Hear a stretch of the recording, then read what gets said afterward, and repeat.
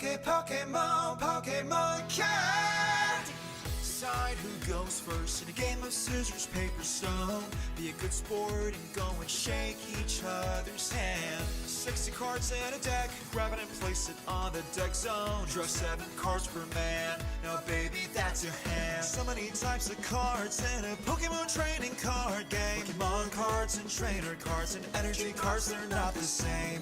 Make sure you have your basic Pokemon card in your hand. Place it in the active spot, wait on the bench, think of a plan. Now take the first 6 cards of the deck, go on and set them aside for the prize. Now your prep is done, go and have some fun.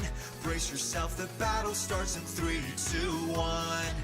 If you're going first on your very first start, attack support cards are not allowed now. Attach energy to match a Pokemon's card. Your turn's done, it's their turn to go. Come the enemies to attack your Pokemon. Now you must be ready whenever. Get it to the knocking out or you get knocked out. Now go get the witness now or never. The prize cards you get depends on the type of the Pokemon. Take 1 for a regular, take 2 if it's a Pokemon V. Take 3 cards if you get to beat a Pokemon V Max. If you take all prize cards, that means you win the game. Retreat to the bench if your Pokemon's about to get knocked out. Use items or the stadiums, don't give up and have no doubt. When Pokemon evolve, they get stronger in attack. Dynamax, Gigantamax, and the Eternal Eternamax. All your favorite Pokemon inside this very special deck. The combo deck utilizing abilities. Your favorite deck that you use first.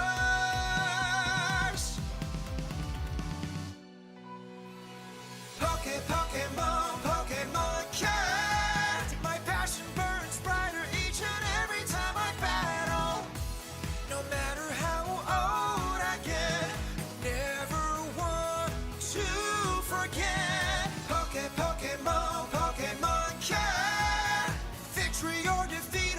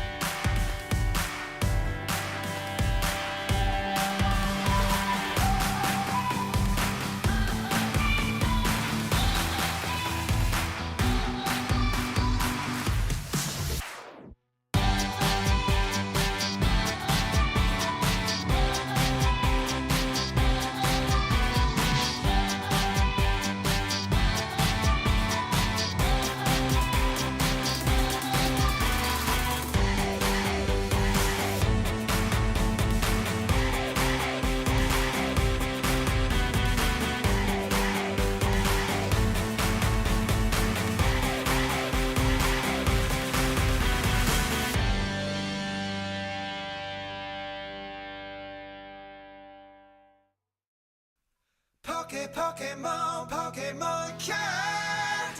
Decide who goes first in a game of scissors, paper, stone. Be a good sport and go and shake each other's hand. 60 cards in a deck, grab it and place it on the deck zone. Draw 7 cards per man, now baby that's your hand. So many types of cards in a Pokemon training card game. Pokemon cards and trainer cards and energy cards, they're not the same. Make sure you have your basic Pokemon card in your hand. Place it in the active spot, wait on the bench, think of a plan. Now take the first 6 cards of the deck, go on and set them aside for the prize. Now your prep is done, go and have some fun. Brace yourself, the battle starts in 3, 2, 1. If you're going first on your very first start, attack support cards are not allowed now. Attach energy to match a Pokemon's card. Your turn's done, it's their turn to go. Come the enemies to attack your Pokemon, now you must be ready whenever. Get it to the knocking out or you get knocked out. Now go get the witness now or never. The prize cards you get depends on the type of the Pokemon. Take 1 for a regular, take 2 if it's a Pokemon V. Take 3 cards if you get to beat a Pokemon V Max. If you take all prize cards, that means you win the game. Retreat to the bench if your Pokemon's about to get knocked out. Use items for the stadiums, don't give up and have no doubt. When Pokemon evolve, they get stronger in attack. Dynamax, Gigantamax, and the Eternal Eternamax. All your favorite Pokemon inside this very special deck. Combo deck utilizing abilities. Your favorite deck that you use first.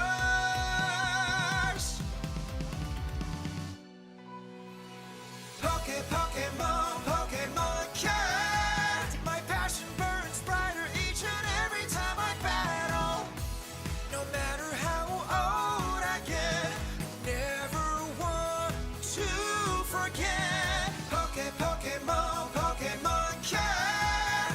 Victory or defeat, I'm always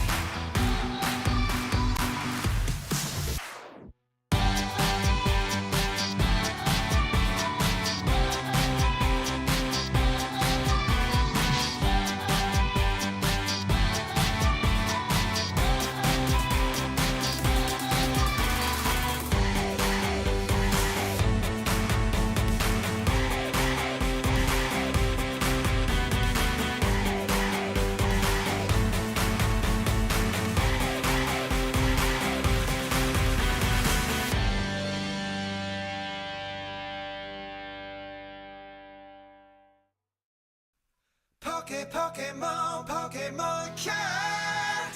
Decide who goes first in a game of scissors, paper, stone. Be a good sport and go and shake each other's hand. 60 cards in a deck, grab it and place it on the deck zone. Draw 7 cards per man, now baby that's your hand. So many types of cards in a Pokemon training card game. Pokemon cards and trainer cards and energy cards, they're not the same. Make sure you have your basic Pokemon card in your hand. Place it in the active spot, wait on the bench, think of a plan. Now take the first 6 cards of the deck, go on and set them aside for the prize. Now your prep is done, go and have some fun. Brace yourself, the battle starts in 3, 2, 1. If you're going first on your very first start, attack support cards are not allowed now. Attach energy to match your Pokemon's card. Your turn's done, it's their turn to go. Come the enemies to attack your Pokemon, now you must be ready whenever. Get it to the knocking out or you get knocked out. Now go get the witness now, whatever. The prize cards you get depends on the type of the Pokemon. Take 1 for a regular, take 2 if it's a Pokemon V. Take 3 cards if you get to beat a Pokemon V Max. If you take all prize cards, that means you win the game. Retreat to the bench if your Pokemon's about to get knocked out. Use items or the stadiums, don't give up and have no doubt. When Pokemon evolve, they get stronger in attack. Dynamax, Gigantamax, and the Eternal Eternamax. All your favorite Pokemon inside this very special deck. The combo deck utilizing abilities. Your favorite deck that you use first.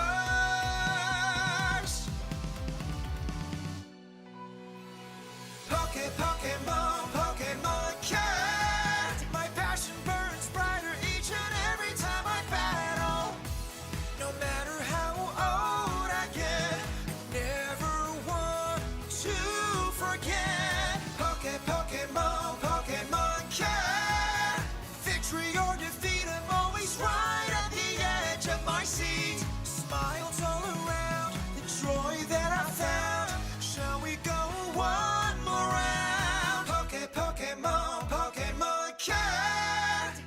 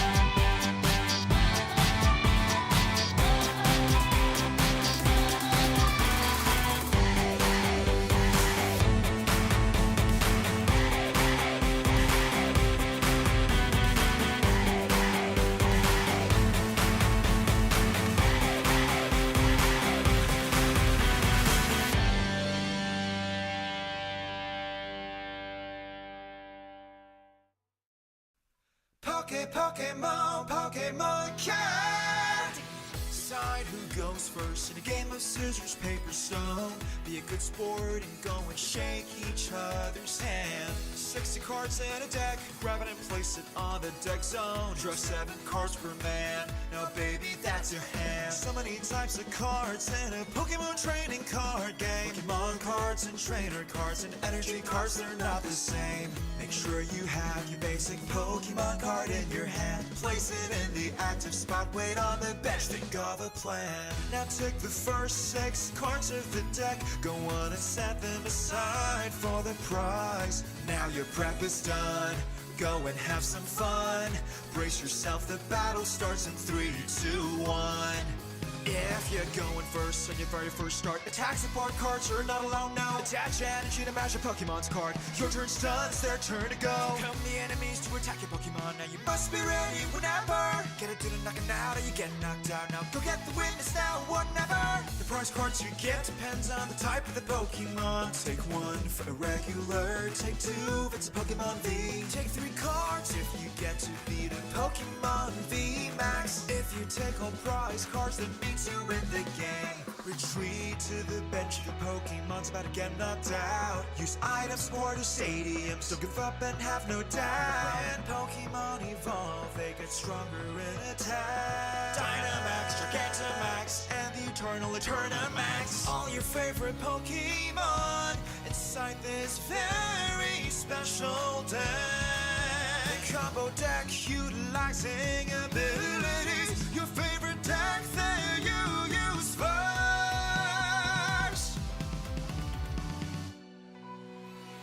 Pokemon, Pokemon card. My passion burns brighter each and every time I battle. No matter how old I get, never want to forget. Pokemon, Pokemon card. Victory or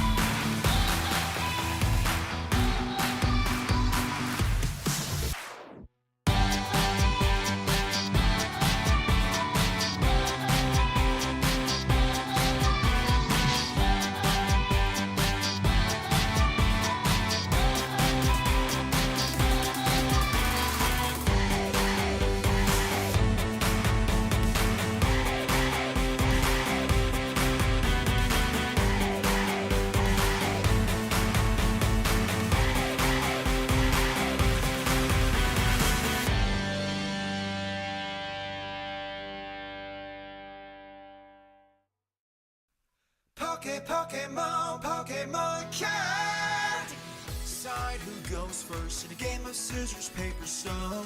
Be a good sport and go and shake each other's hand. 60 cards in a deck, grab it and place it on the deck zone. Draw 7 cards per man, now baby that's your hand. So many types of cards in a Pokemon training card game. Pokemon cards and trainer cards and energy cards, they're not the same. Make sure you have your basic Pokemon card in your hand. Place it in the active spot, wait on the bench, think of a plan. Now take the first 6 cards of the deck, go on and set them aside for the prize. Now your prep is done, go and have some fun.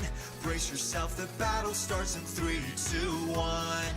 If you're going first on your very first start, attack support cards are not allowed now. Attach energy to match your Pokemon's card. Your turn's done, it's their turn to go. Come the enemies to attack your Pokemon, now you must be ready whenever. Get it to the knocking out or you get knocked out. Now go get the witness now, whatever. The prize cards you get depends on the type of the Pokemon. Take 1 for a regular, take 2 if it's a Pokemon V. Take 3 cards if you get to beat a Pokemon V Max. If you take all prize cards, that means you win the game. Retreat to the bench, your Pokemon's about to get knocked out. Use items or to stadiums, don't give up and have no doubt. When Pokemon evolve, they get stronger in attack. Dynamax, Gigantamax, and the Eternal Eternamax. All your favorite Pokemon inside this very special deck.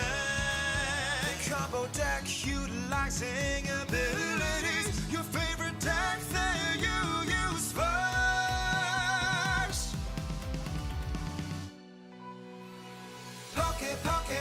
Pokemon Card. My passion burns brighter each and every time I battle. No matter how old I get, I never want to forget. Pokemon Card. Victory or defeat, I'm always right at the edge of my seat. Smiles all around, the joy that I found. Pokemon Card. Decide who goes first in a game of scissors, paper, stone. Be a good sport and go and shake each other's hand. 60 cards in a deck, grab it and place it on the deck zone. Draw 7 cards per man, now baby that's your hand. So many types of cards in a Pokemon training card game. Pokemon cards and trainer cards and energy cards, they're not the same. Make sure you have your basic Pokemon card in your hand. Place it in the active spot, wait on the bench, think of a plan. Now take the first 6 cards of the deck, go on and set them aside for the prize. Now your prep is done, go and have some fun. Brace yourself, the battle starts in 3, 2, 1.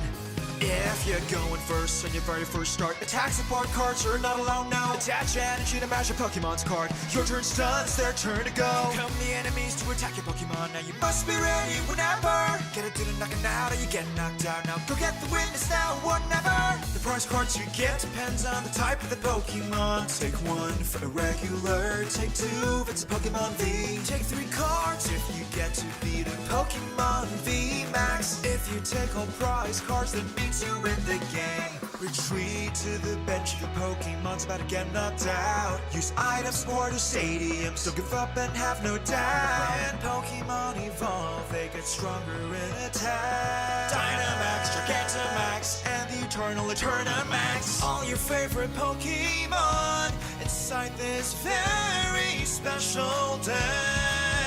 Combo deck utilizing abilities. Your favorite deck that you use first.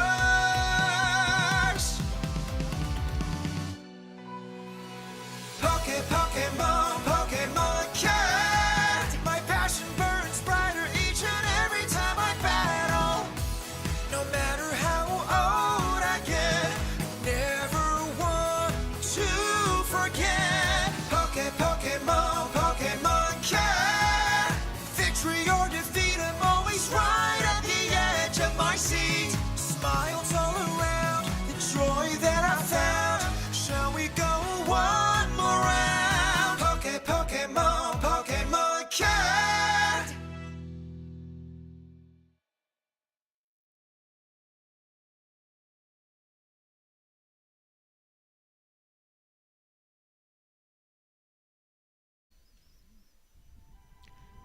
Hello, everyone, and welcome to the Pokemon Championship Philippines, brought to you by the Pokemon Company. And man, what a beautiful day to play some Pokemon cards. We're your hosts for today. My name is Juancho Saldana, or Primetime Wizard TV, and with me today is Devan Timbal. How are you going, Devan? How's it doing, Devan? I'm definitely happy to be here. I'm very much excited for the Philippines, and I'm pretty sure the Pokemon TCG Philippine community is very happy and excited for today's lineup. So our top 8 players for today have attended their own respective qualifiers, and today they are gonna dish out their best performances to make sure to determine rather who will rise on top. So 100%. We have the best of the best here for the Philippines. Again, absolutely. these players have gone through so much to make it here, to make it to the top 8 of the Pokemon Championship Philippines, and there is a lot in store for us today. Again, we have so many interesting decks with piloted by, again, the best players of the Philippines. Absolutely. Yeah, like we have some decks like Suicune V, a lot of Arceus Intellions, a Mew VMAX. Again, a very diverse metagame. What are your thoughts, Devon? I'm pretty much interested about how the Arceus builds are very much varied when it comes to this. All right, so when it comes to the format for today, so we'll be playing the Swiss format, and the Swiss format basically. Players will compete in a format where the winner is determined by the number of wins they get by the end of all 3 rounds. So this would be a best of 3. The player who wins the majority of up to 3 games for each round will emerge as the winner. Very cool, very cool. Again, so we're going to be seeing a lot of Pokemon today, and every player gets to play every round. I'm very, very excited for that. And again, best of luck to everyone here. Yes, best of luck to everyone here. And right now, how about we go ahead and take a look at the leaderboard. Absolutely. And Right, so over here for our leaderboard, so first we have Adrian Gerard Acuzar. So he is sporting an Arceus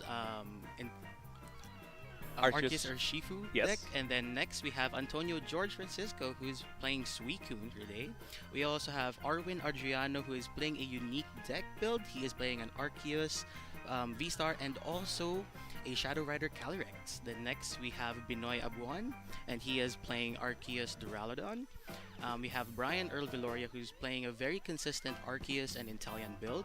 We have Christian Sky Mendoza, who is playing an Arceus with Urshifu and also a Galarian Moltres. And we have JV Rosal with an Arceus and Rayquaza.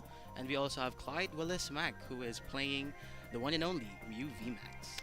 yes, such a diverse metagame, like I said earlier. And again, piloted by the best players in the Philippines, some of which had to fly all the way from Cebu here to just compete.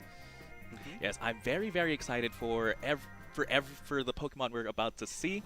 Again, like I said, a very diverse metagame. Something I'm really, really excited to see probably is the Rayquaza VMAX. That's something you don't normally see in Top Cut, but again, when you're one of the best players in the Philippines, you find a way to make it work. What about you, Devon? What are you excited to see? Well, I'm very much excited to see the Duraludon build because the Duraludon build rather is very tanky. So it could definitely take a lot of hits, and then we have a lot of players playing a lot of special energy, and then that basically blocks it with its ability. 100% the skyscraper ability. I like how we both have our own favorite dragons, really. Like sometimes Yeah, I maybe agree. a dragon can win this the entire thing. But again, let's not discount every other deck here. We have Mew VMAX, which I think is one of the most powerful cards in the current metagame, or Suicune V with Inteleon. Again, just another really powerful water Very type. consistent deck. And yes, and again, just so many Arceus builds I'm so excited to see. Maybe even a Shadow Rider. But yeah, we're about to see the first game here. Yeah, and And the first game, apparently, it's going to be 2 dragons. it's the dragons we were talking about earlier. It's 2 of our favorite dragons. It's going to be the Rayquaza against the Duraludon VMAX. Very, very excited for that. Yes, we have both players are just setting up here. Who do you think is favored though in that matchup, Devon? Well, we can't really say because for Rayquaza, he uses a lot of basic energy, and for JV, he has a lot of different tools that he could utilize in order for you to continue, just giving those attacks right there. So, well, our players are ready now, and let's take a look. Alrighty. There we go. We see both players ready up. They both have their starting Pokemon. And again, it's JV Rosal on the left against Bino on the right here. And JV is the one piloting the Rayquaza build, and then Bino is piloting the Duraludon VMAX. Yes, yes. Again, both Dragon players here. I believe Bino does have the Arceus V-Star along with the Duraludon VMAX. Again, he's gonna be using Arceus V-Star to really power up the Duraludon VMAX. His Duraludon VMAX does require a fighting and 2 metal energy to attack, which is a little bit hard to power up. The G-Max pulverization does do 220 damage, which is pretty sizable. But again, the energy cost is a little bit too much. But luckily, it is paired up with the Arceus V-Star. Arceus V-Star again has the Trinity Nova attack, allowing it to attach 3 basic energy to any Pokemon V. And that's the main way I think that Bino is going to set him up. What about JV? Well, for JV, he also utilizes the Arceus V build and also the V-Star. So another way to consistently power up your Rayquaza VMAX for the Max Burst. And what's good about the Rayquaza is he has the Azure Pulse ability, which allows you to discard your hand and then draw 3 cards. And there's multitudes of other cards that he could utilize to, to continuously power up the Rayquaza in order for you to knock out the Pokemon. 100%. All right, we saw both players there. Just fist bump and we're just about to start. Looks like Bino is going to start here. He does get the Arceus V in the front with the double turbo energy attached. That means he is ready to use the Trinity Charge attack in the next turn, or potentially even evolve and get an attachment, but we'll have to see. But now it looks like it's up to JV. Let's see how he responds. Again, JV, he just needs to be able to find his Rayquazas. He has to, again, drop a Rayquaza V before it can even evolve into a V-Star. Along with the Arceus, looks like he has both really set up. However, no attachment for turn. That's unfortunate. We go back here to Bino. Does get the Arceus V-Star. He does get the energy attachment for turn. That means he is ready to attack. It's just a matter now of, does he use the V-Star ability here? Yeah, I absolutely agree. And I'm not sure what's coursing through JV's mind right now. I'm obviously thinking about a strategy and what he should do next in order for him to, set up for the following turns. And there you go. We see the Star Birth ability, one of the most powerful abilities in the game. Again, it is a V-Star ability. That means you can only use it one time here. Again, the Star Birth ability allows him to look for any 2 cards in the deck and essentially add it to your hand, just adding to consistency. Let's see what he decides to find here. Again, you can see him just going through his deck, just really checking what he has to play with. A hallmark of a great player, mind you, really studying what's in it and what he has in his prizes. Yeah, that's basically a very excellent tip because, of course, you need to know what are the cards that you have in your prizes. So at least in order for you to, really search through your deck and identify what are the missing cards, that's definitely something that all of our players right now are continuously practicing as their strategy. 100%. What do you think Bino here should be looking for in his deck? I'm pretty sure. Well, for me, I'm pretty sure Bino would be looking for the Duraludon VMAX, so that just to make sure that it's tanky and there's not going to be a possible knockout. And looks like you're right. There we go. We see the Duraludon VMAX, and if I had to guess, he needs to. Again, you get to play 1 supporter for a turn, and a great thing about the Starbirth abilities, you get to find any supporter you want. Yep. And that is just absolutely powerful. Let's see what he decides to play here, if he got something. But yeah, we know he has the Duraludon in hand, and he evolves it onto the bench. Again, Duraludon has the very powerful ability Skyscraper, just allowing it to block any damage from any Pokemon with a special energy, including Double Turbo. Looks like the supporter for choice this turn was Avery. Avery is draw 3 cards and make your opponent discard down to 3 bench. Luckily, JV here only has 1 bench, so essentially just getting draw 3, and we see the attack here, Trinity Nova. Trinity Nova again does a 200 damage, minus 20 because of the double turbo, and allowing him to find 3 basic energy and attach them to any Pokemon V, essentially fully powering up this Duraludon VMAX on turn 2.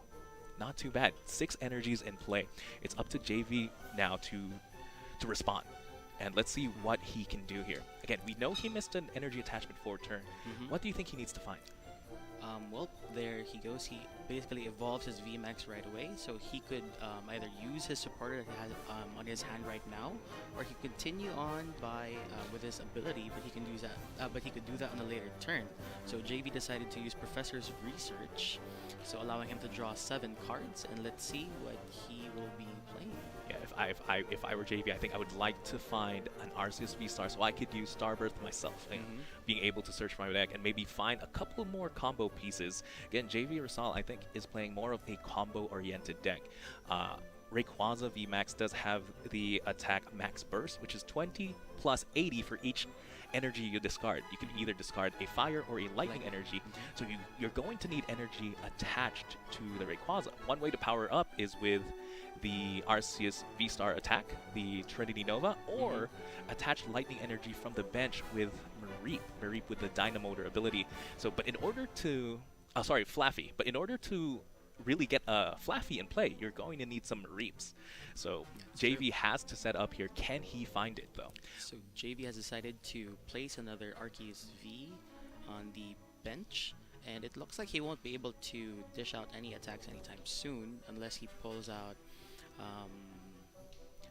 I don't think, and then just attaches it to the Arceus V. That is true. That is, I think that should be a fine attack if he has it. Again, double turbo energy is a special energy, a little bit too hard to find without the V-Star ability, but looks like he just opts to attach a lightning energy to the bench Arceus V and passes turn here. Now it's on to Bino. Let's see if what he does to respond here. The Arceus on JV's side of the field does have 180 damage, that leaving it with around 40 health. Should get knocked out this turn, giving Bino a prize lead here. But it's just a matter of what else does he do and what he decides to attack with. Looks like he's opting to switch into the Duraludon VMAX and attack with it for 220 damage, as well as the boss's orders here. With the boss's orders getting to target down any Pokemon on the bench, opts to boss up the Arceus V with the lightning energy, and again just doing 220 damage, taking the knockout on the key Pokemon here, the Pokemon with the energy, and going up in the prize race. Alright, and then there goes JV, so he benches a Mareep, which would basically allow him to help charge up the Rayquaza, and then he evolved his Arceus V into his V-Star, which allows him to go through the Starbirth ability, just like what Binoy did earlier. So basically allowing him to, search for any 2 cards in order for him to help set up the Rayquaza. Yes, unfortunately, the Arceus in the active right now with the damage has no energy attached. Yes, he'll have access to the Starbirth ability, but he won't have... I don't think there's a way for him to do a Trinity Nova attack, except possibly with a... No, yeah, the Mareep was just played this turn. That means it cannot evolve. So we'll have to see what JV does here. Maybe just opts to use the Starbirth to just set up. Maybe set up multiple Mareeps, foregoing the whole Trinity Nova route and just fully depending on the Rayquaza VMAX.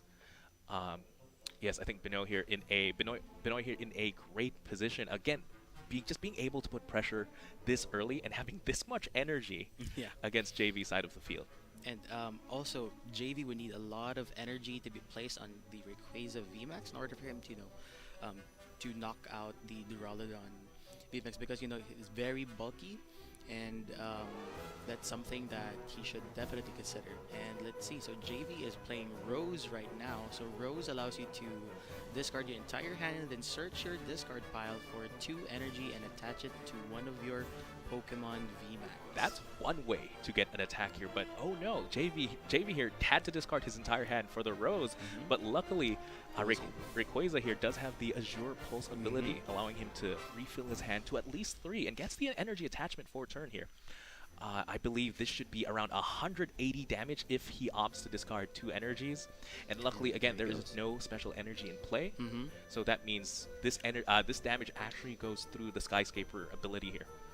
And now I believe it is down to Bino's turn. Again, Bino, I think, is in a pretty good position. There's no way for Bino to really take a one-hit knockout on the Rayquaza VMAX, but what we see here, we see a double turbo energy attached to the active, and a super potion. Hyper Potion. Hyper Potion, Hyper right. Potion, yes, Hyper Potion. Discard 2 energies and heal 120 damage, a sizable amount. And all Bino had to do was discard a double turbo, because double turbo counts as 2 energy. So a nice little 1-2 combo there. And looks like Binoy here finding an Ultra Ball, finds another Duraludon V to potentially evolve to another VMAX. And Binoy is definitely in his comfort zone right now. So yeah, he did bench the Duraludon V, setting up another possible heavy hitter just in case that the active Pokemon gets knocked out. 100%. Do you think he stays with the Duraludon VMAX at the active though? Or maybe switches to the Arceus on the bench to potentially start powering up another Duraludon? Because the Duraludon in the active is in threat of getting knocked out because of the 180 damage that was done earlier. But again, JV would have to find a way to really get energy attached to that Rayquaza without Trinity with this turn. And it would have to be either another Rose or potentially another Flaffy, but we'll have to see. I agree. So Bino decides to attack and dish out. Yeah, with G-Max Pulverization doing 220 damage. A sizable amount, but that Rayquaza gets to see another turn here. Let's see what JV responds with. Looks like he goes for a Quick Ball, discarding a double Turbo Energy. That is a big discard in my opinion. Getting rid of Special Energy. Maybe foregoing the fact that he's not going to be attacking with the Arceus V-Star any longer. Maybe he's just going the whole Rayquaza route, going for Flaffies, and just attacking with that. And again, if you attach the double Turbo Energy, you can't damage the Duraludon VMAX here. And also take note that JV needs to get those energies into play right now in order for him to dish out attacks to try to knock out the Duraludon VMAX. Otherwise, he would be having a very difficult time to counter the already set up Duraludon VMAX and the other Duraludon V that's already on the bench right now. 100%. And speaking of set up, one of the perfect Pokemon to find with the Quick Ball here was the Crobat V with the Dark Acid ability. Crobat V allows you to... Again, the Dark Acid ability allows you to draw up to 6 cards. Again, this is on a Pokemon ability. That means you're drawing without the use of a supporter. Maybe he's trying to dig for another Rose, potentially, so he can get another attack off this turn. But we'll have to see what he gets. And JV was able to get a Mareep down in the bench, so he won't be able to evolve that this turn. However, there is another Mareep on the other side, and JV decides to use the Rayquaza's VMAX ability, Azure Pulse, which allows him to get a Palpad right now, and he decides to play it. And let's see what are the supporter cards that he will try to recover.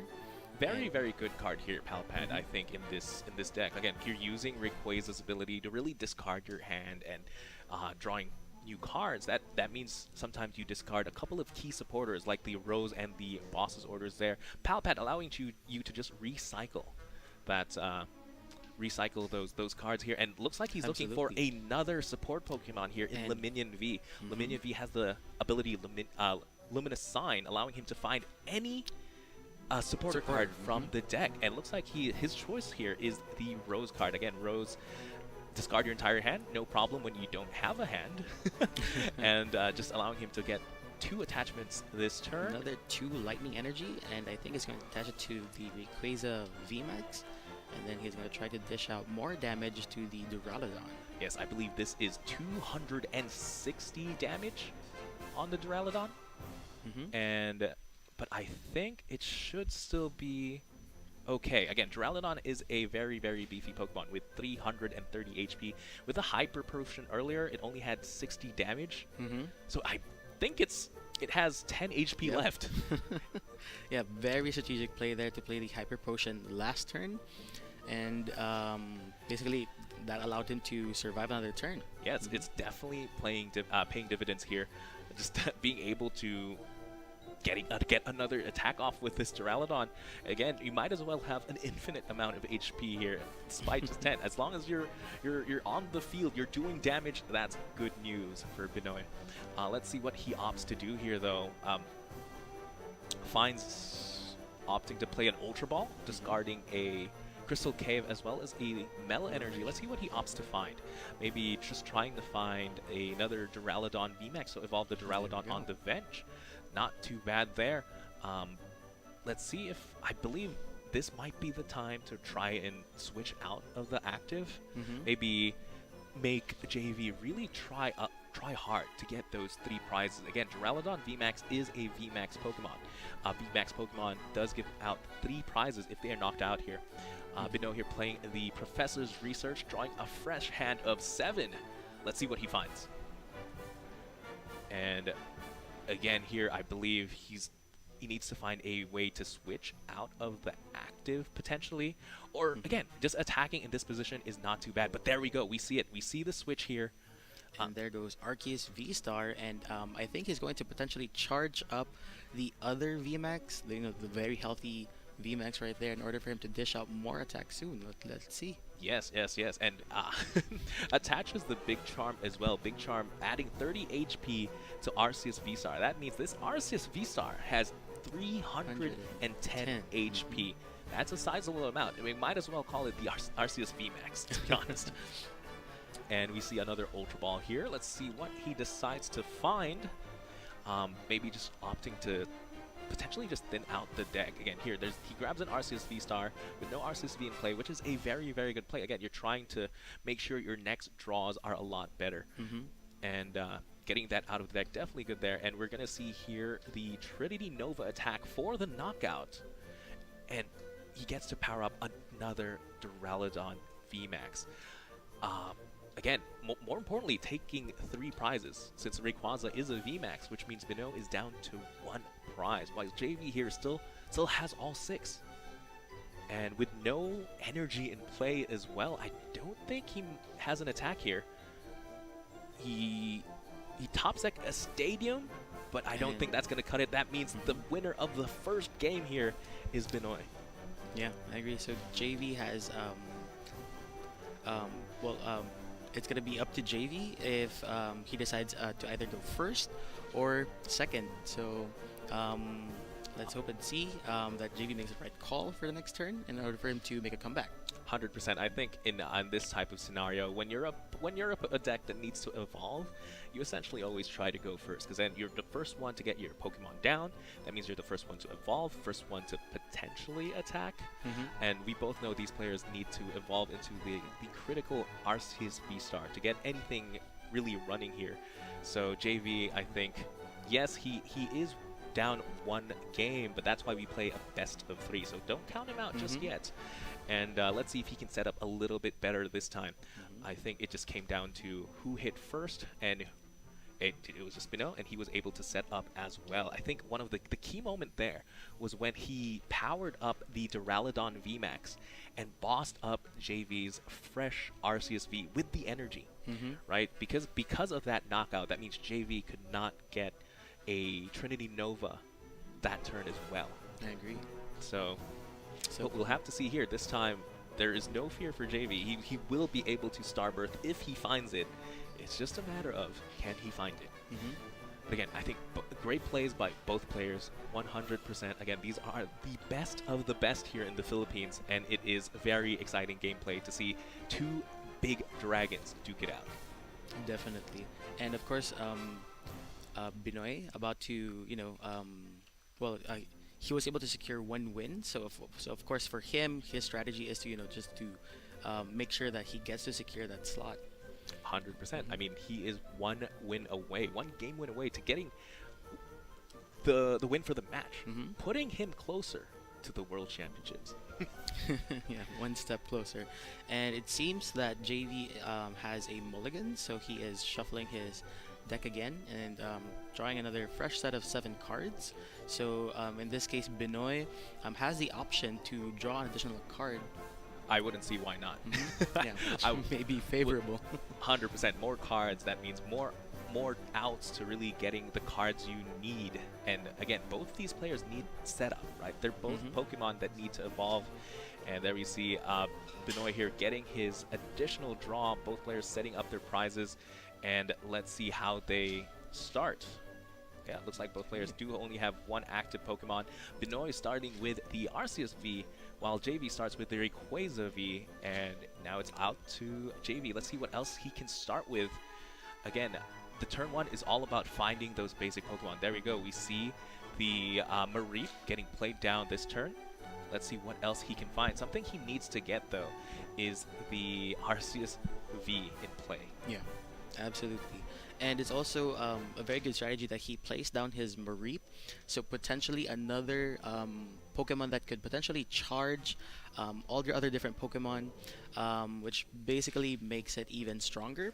So so he can either decide to charge a Rayquaza, or if he has a second one, or probably even the Arceus V. 100%. And there we go. We see the quick ball here, finding him a key card, the Arceus V.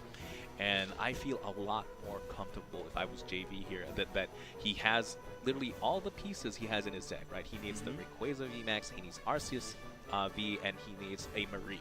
And getting those 3 cards down on the first turn frees him up to evolve them on the next. So, and let's see if he can find anything else. He would also need an attachment for Turner, and he does. He gets an attachment on that Arceus V. That means he's poised to attack next turn. I agree. And yep, so JV just decides to pass a turn, and it's now Benoit's turn. So for Benoit, let's see, so he decided to use an Ultra Ball, and is planning to discard. Yes, like an Ultra Ball card where you have to discard 2 cards, but allows you to find literally any Pokemon in the deck. Definitely a very powerful Pokeball here.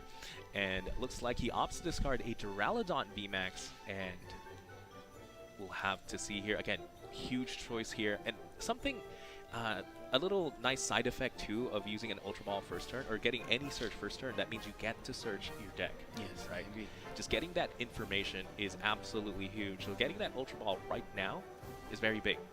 Looks like he opts to find the Duraludon V. That means Benoit also has both key cards here, both key Pokemon for his deck.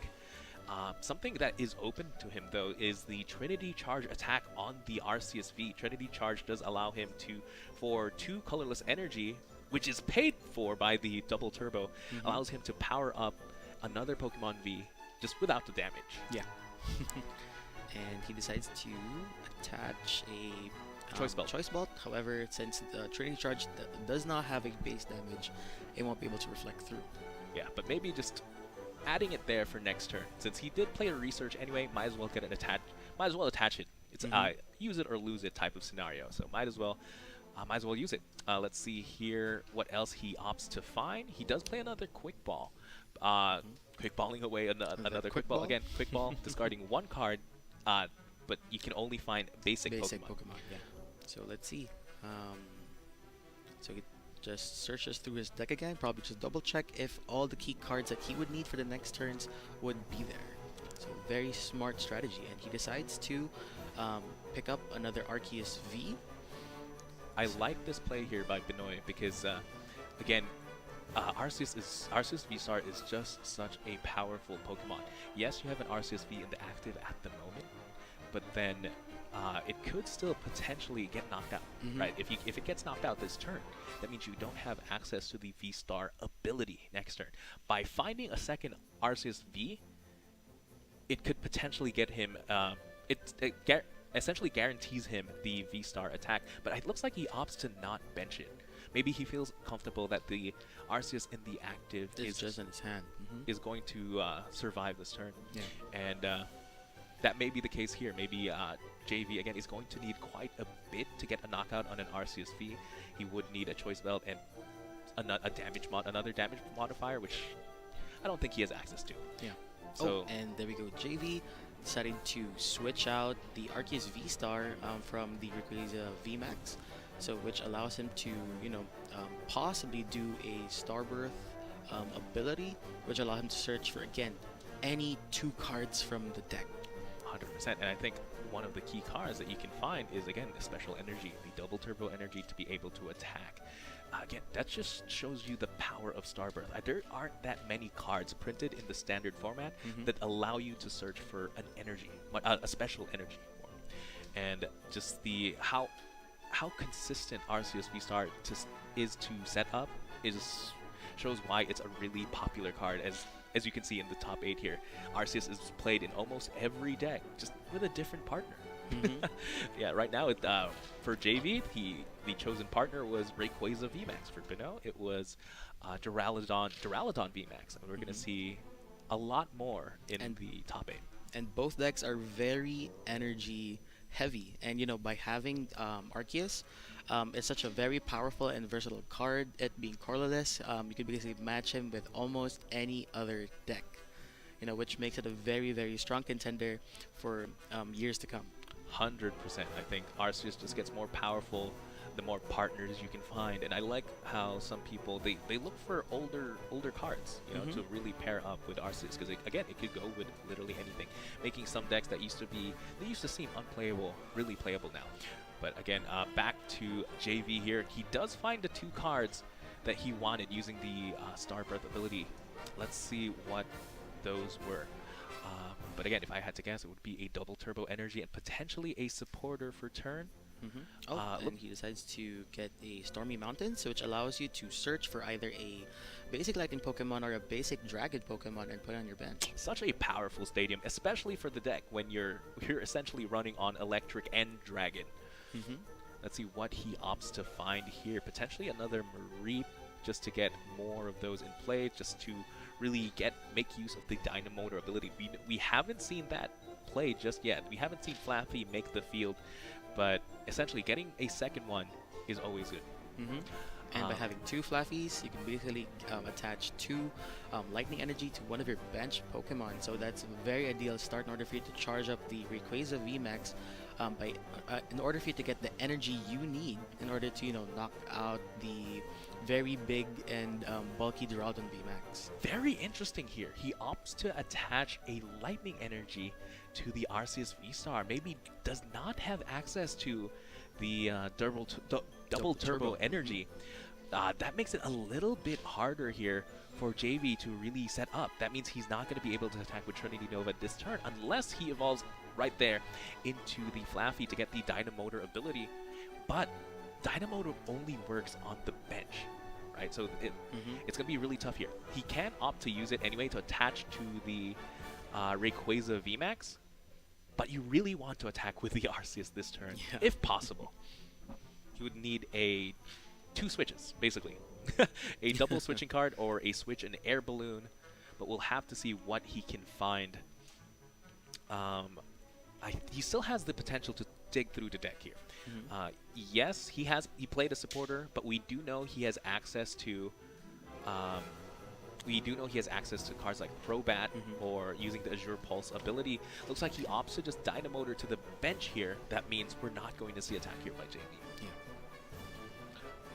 See, JV is still thinking on what to do, so there is the possibility that he might go through his deck one more, and he just decides to pass return. I think that is a-okay. You're not really looking for anything else. You have your Rayquaza, you have your Arceus. Your Mareep can't evolve this turn. There's no need to really extend any longer. Maybe you might be losing resources you don't want to lose just yet. So up to Benoit here. Let's see what he opts to do. Again, he hasn't evolved quite yet his Arceus V. Does he have access to the V-Star here? We'll have to see. He does have the option to just manually retreating the active Arceus and just put in pressure with the Duraludon VMAX, just doing, again, 220 damage. That's a sizable amount. And also to consider his HP right now has been increased because of Big Charm. Making that skyscraper a little bit bigger. 360 HP, the highest HP on the Pokemon, on a Pokemon on the field currently. And again, Benoit getting the first damaging attack here could be very big. We see him here probably still deciding on potentially has a boss. Well, it looks like he opts to attach an extra metal energy to the Duraludon there, maybe signaling that, just preparing for the potential Hyper Potion next turn if he has it. And does 220 damage there to the Arceus, bring it down to 60 HP. Let's see what JV has here. Looks like, again, all he needs is one energy attachment on that Arceus, and it should be ready to attack. More importantly, attacking with only special energy. With only basic energy. Allows him for the damage to go through. Yeah, absolutely. And that damage could matter, especially when you're a Pokemon with 360 HP. And without the DTE as well, the double turbo energy, you're doing the full 200 damage. Let's see here. It looks like he was able to find another Mareep. The Mareeps are just coming to town here. Essentially, if he gets all of those evolved, that's around 240 damage per sheep. Per charge. Plus, you also have the Arceus V-Star's attack, which allows you to attach an additional 3 energy from your deck. That's a lot of charging energy. up the Rayquaza, setting him up in order for him to, dish out a lot of damage. And also to consider, the Arceus VMAX is already doing 200 damage to the Duraludon itself. So Bino has to, think about other ways for him to, try to save his Pokemon from getting knocked out in the succeeding terms. Yes, maybe Hyper Potion won't cut it, especially if you're facing a Rayquaza VMAX whose damage has no ceiling, really. You can discard as many energy as you want to attack. But here we go, we see a Trinity Nova attack. Again, just being able to find 3 basic energy, and a key energy here is that Rayquaza needs a fire as well as lightning to attack here. So opting, sometimes it's a little bit harder to find those fire energies, but thanks to Arceus V-Star, you can just opt to find it yourself. And looks like he does get 2 fire energies here off the attack, which is very interesting. Let's see where he opts to attach it. Both to the Rayquaza VMAX, because again, Rayquaza does have the option to discard either fire or lightning. Which allows him to really set up multitudes of other attacks. So yeah, you can either opt to just to discard both fire or both lightning. Yes. The distinction is you can only choose one of them. You can't discard all the fires and lightnings at the same time. So the damage is capped here at essentially either 2 fire or 2 lightning. But I think that should be enough to take a knockout on a Duraludon after the damage. But we do see another energy attachment here, as well as the signature card, the Hyper Potion, essentially healing 120 damage, bringing Duraludon down to 80 damage. So it should have 280 HP. Still quite a sizable amount here. And taking another, taking the first 2 prize cards for this match. And JV though setting up 3 Mareeps. Yeah, 3 Fluffies right now. 3 Fluffies. Yes, that's pretty good in my opinion. That means he's not going to be lacking on energy for sure. And he'll be able to dish out a lot of heavy attacks. He just really needs to make sure that it consistently flows through with the Fluffies.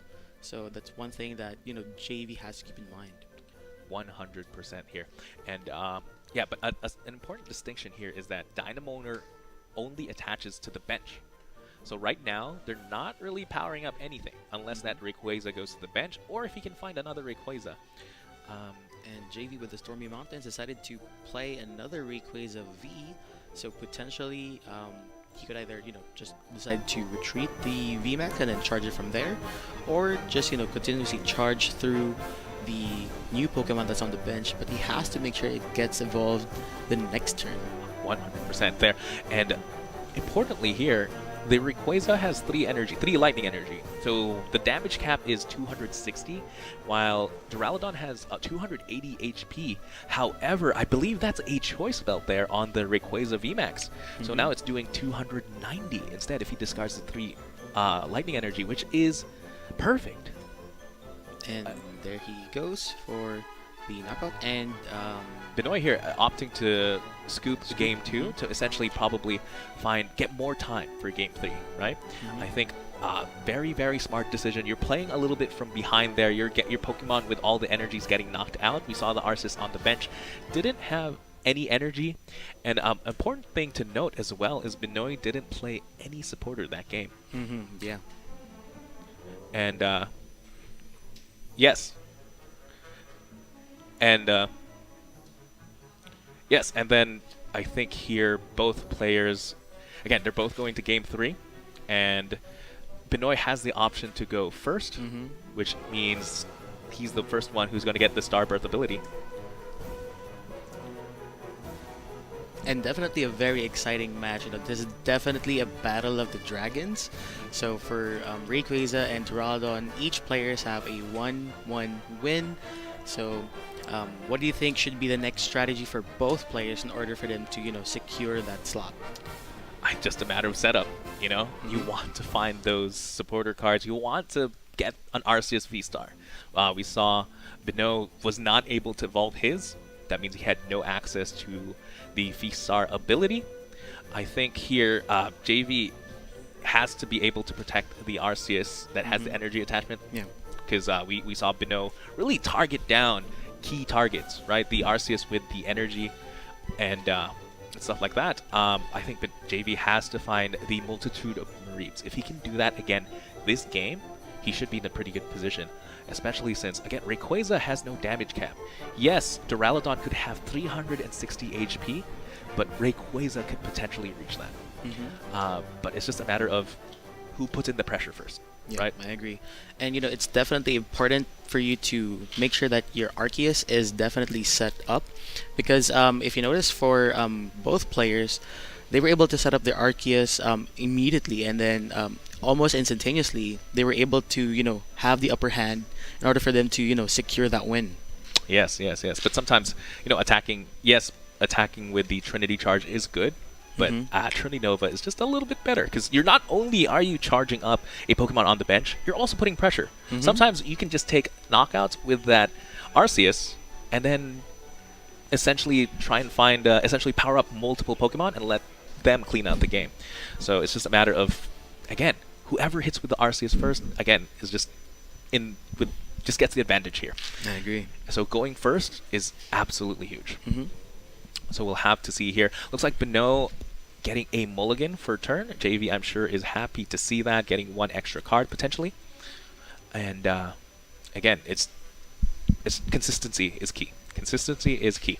Just a matter of who can set up. But yeah, I think here, yeah, look, JV just cutting the deck here. Let's see if Benoit can find a basic Pokemon. It looks like just another mulligan. Looks like a potential mulligan of four cards. That means JV is essentially drawing four free cards. That's more than a regular supporter. Like, yeah.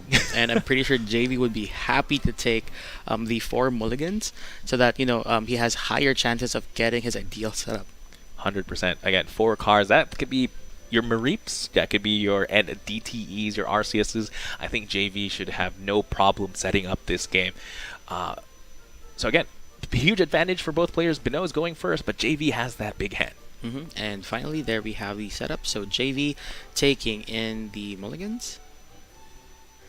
Yeah, looks like, yeah, both players. We start here. He does draw those 4 mulligan. Again, huge advantage. Just getting those extra cards in your hand. Extra cards to play on your first turn, really. And let's see who decides to go first. Looks like we... importantly, too, we have 13 minutes left in the game. That means both players here have to really rush, right? They need to take this game in 13 minutes. And we see here both players fist bump. Just start the game. And JV starting with a Mareep. So I think he should be thankful that he's starting on second. 100%. We see Benoit dropping up. Benoit went first here. Drops a Duraludon V, but no energy attachment for a turn. That's huge, right? You're missing attachment. That means you possibly don't have the Trinity Nova attack next turn. And let's see how JV can respond here. So JV dropping off the Arceus and then decide to Quick Ball, discarding away a Lightning Energy, which is also very vital because you have it's very ideal for you to set up Lightning Energies on your discard pile in order for you to use Flaffy's ability. So JV deciding to get a Rayquaza V, which is starting to look like a very good turn for him. Yes, definitely. Again, those 3 cards. Those are your 3 cards. Your Arceuses, your Rayquaza, and a Mareep. At this point, you're essentially just looking for either more Mareeps, potentially, to ensure you can keep on the pressure with the energy, but we'll see what else he has here. He does get the energy attachment on the Arceus. That means he is ahead in the energy race here. He does have the Ultra Ball as well, discarding 2 cards. Let's see what he opts to find. If I had to guess, again, I think it would be another Mareep, right? Yeah, you want as many of those in play, especially on the first turn, because they do still need to evolve. He could possibly opt for a Crobat V as well, maybe just try and draw more cards, but again, he already drew 4 extra. I don't think he'd need any more. So let's see what JV is deciding to put down next, and he decides to put down another Mareep. Yes, there we go. 2 Mareeps. Actually, a much better start than the last game. And again, just being ahead in this energy race too, that means JV is poised to really get the first attack in. He opts to... He has an Air Balloon here he's going to play. Again, Air Balloon reduces the retreat cost of any Pokemon by 2. Essentially, all Pokemon here have free retreat, right? Opts to attach it to the active Flaffy, which is very good. That means he has a pivot for the rest of the game. Anytime a Pokemon gets knocked out, that Mareep will go up. And I'm pretty sure that Mareep is not scared at all, since Arceus and Duraludon have no energy attachment to them at the moment. Yes, and I don't think there's a way for Bino to really get any energy acceleration to really attack with a Trinity Nova. So the best he can hope for is potentially a Trinity Charge, or evolve the active into the V-Star and just essentially set up, right? Again, yeah, you're right. The Mareep in the active is safe, and JV should be pretty happy about that. We saw there he used a Pokegear 2.0, allowing him to look at the top 8 cards of his deck, and he found a Marnie earlier. Let's see if he decides to play that. But yes, Bino here just thinking of what to play. At least we know he has a supporter in his hand. The Pokegear, again, just a powerful card, just adds consistency. And yeah, we'll have to see here. Does he have the Arceus V-Star? And even if he does he evolve it, is the question. Yeah, because he's automatically going to decide if he's just going to use the ability, and I think that's what he's going to do right now. Yeah, there we go. He evolves the active V into the V-Star. Again, Trinity Nova requires 3 colorless energy to attack here, essentially meaning Bino has no attack. And he decides to do research, so just to get another fresh 7 cards in his hand. Yeah, sometimes you have to dig that much deeper there. And he opted to play the Professor's Research instead of the Marnie. He does find a Quick Ball here, meaning he can set up another Pokemon. Let's see what he decides to find.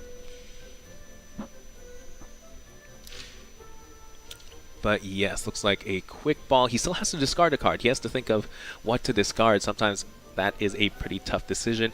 Looks like he opts to decide a Quick Ball with a Quick Ball. Maybe thinking he doesn't really need that much, right? The Arceus Duraludon deck essentially plays with 3 Pokemon in play, right? They never go more than 3. And basically decides to get another Arceus V in play. So maybe he's thinking about a strategy to possibly retreat the active maybe, and try to dish out a Trinity Charge. I think it's with the V-Star ability that's practically guaranteed, right? He needs 2 cards. He needs a card. He needs a way to switch, and he needs the double turbo. And the V-Star ability does just that. Looks like Pinoy approved this wrong there. He does get to evolve and attack too. And but we'll have to see. We'll have to see if that is the route he opts to go to, or potentially just maybe looking for 2 cards to improve his position. Maybe the Duraludon VMAX too. We know the active, the bench Duraludon is still a V there, but we'll have to see. Looks like, nope, there's the double turbo energy. Does he have the switch? He plays the switch as well. That means Bino here's going for the Trinity Charge. Again, Trinity Charge allowing him to attach the basic energy onto a Pokemon V. And just like that, Bino is actually ahead in the energy race. So he decides to play an Ultra Ball and to get the VMAX. The Duraludon VMAX, and there's a possibility that the Duraludon V might evolve this turn. 100%. I don't see why not. When you evolve into VMAX, not only do you get more HP, you have access to that Skyscraper ability. Just huge protection there. Essentially, Plus, take note, he also has Big Charm, so making a total of 360 HP. yes, that is a huge building to get through. And there we go. We see it. The Trinity Charge attack attaching the fighting and double steel energy to that Duraludon. It's ready to attack. It's ready to go next turn. But again, it has to wait a turn. And it's up to JV here. Can he put the pressure? Looks like we see 2 evolutions come into play, as well as the Professor's research. You love to see that. Essentially getting a fresh 7 cards. Let's see if he can evolve his Mareeps as well here.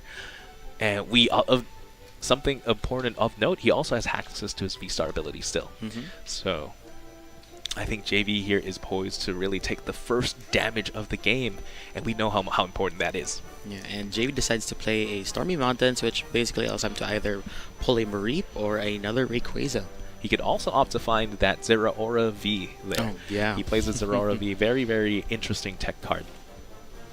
But yeah, let's see what he opts to find. Looks like...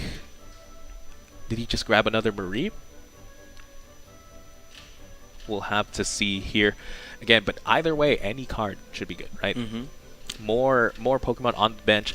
Unlike the Duraludon deck, which is happy with 2 or 3 Pokemon on the bench, JV likes to go wide, right? He wants as many Rayquazas or Mareeps in play, because they both have really useful abilities, either Azure Pulse or the Dynamotor. Looks like here, looks like he opted to not get anything, actually. Maybe opting to keep those bench space free for either a Crobat or a Luminion, potentially. Looks like... And there we go with the V-Star marker, so indicating that he is using the Arceus ability, Starbirth. Yes. So basically allows him to get any 2 cards. So let's see what JV can do, but he's basically poised to, basically get any cards from the deck. So it's either he could opt for more Flaffies or probably an Energy. Or a supported for turn, potentially, or the special energy. We'll see what he gets to find. Again, this is just good. This means he's setting up. If he gets both Flaffies in play this turn, he gets two energy every turn, right? And then JV decides to play the Evolution Incense, allowing you to search for an Evolution Pokemon, reveal it, and then put it in your hand. So he decides to get a Flaffy from that. Yes, it looks like I think he's poised to really just get both Flaffies in play. Maybe he's thinking of attacking with the Rayquaza this turn, or maybe just powering up the Arceus on the bench with special energy to make sure it can also hit Duraludon. Yes, that looks like exactly what happened there, attaching 2 lightning energy with the Dynamotor ability onto the Arceus, and more importantly too, the Flaffy in the active has the air balloon, so he's free to retreat that anytime he wants for free. And plus, JV, if ever he decides to attack with Arceus V-Star, just allowing him to, charge up the Rayquaza.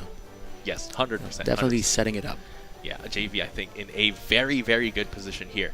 Rayquaza is going to get energy from the Arceus. He's also potentially going to get energy from the Mareep. Let's see what JV decides to do here as well.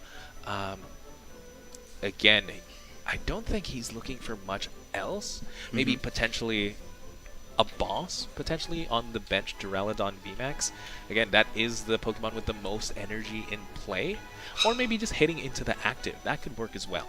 Oh, and JV decides to use the Azure Pulse ability, discarding his hand and allowing him to draw 3 cards. Yeah, looks like he finds the Choice Belt there. That means this Arceus in the active is actually doing 230 damage.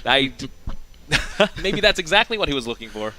That took me off guard there. I'm very used to Arceus having the DTE and essentially doing 210. But you have to remember the base damage is actually 200.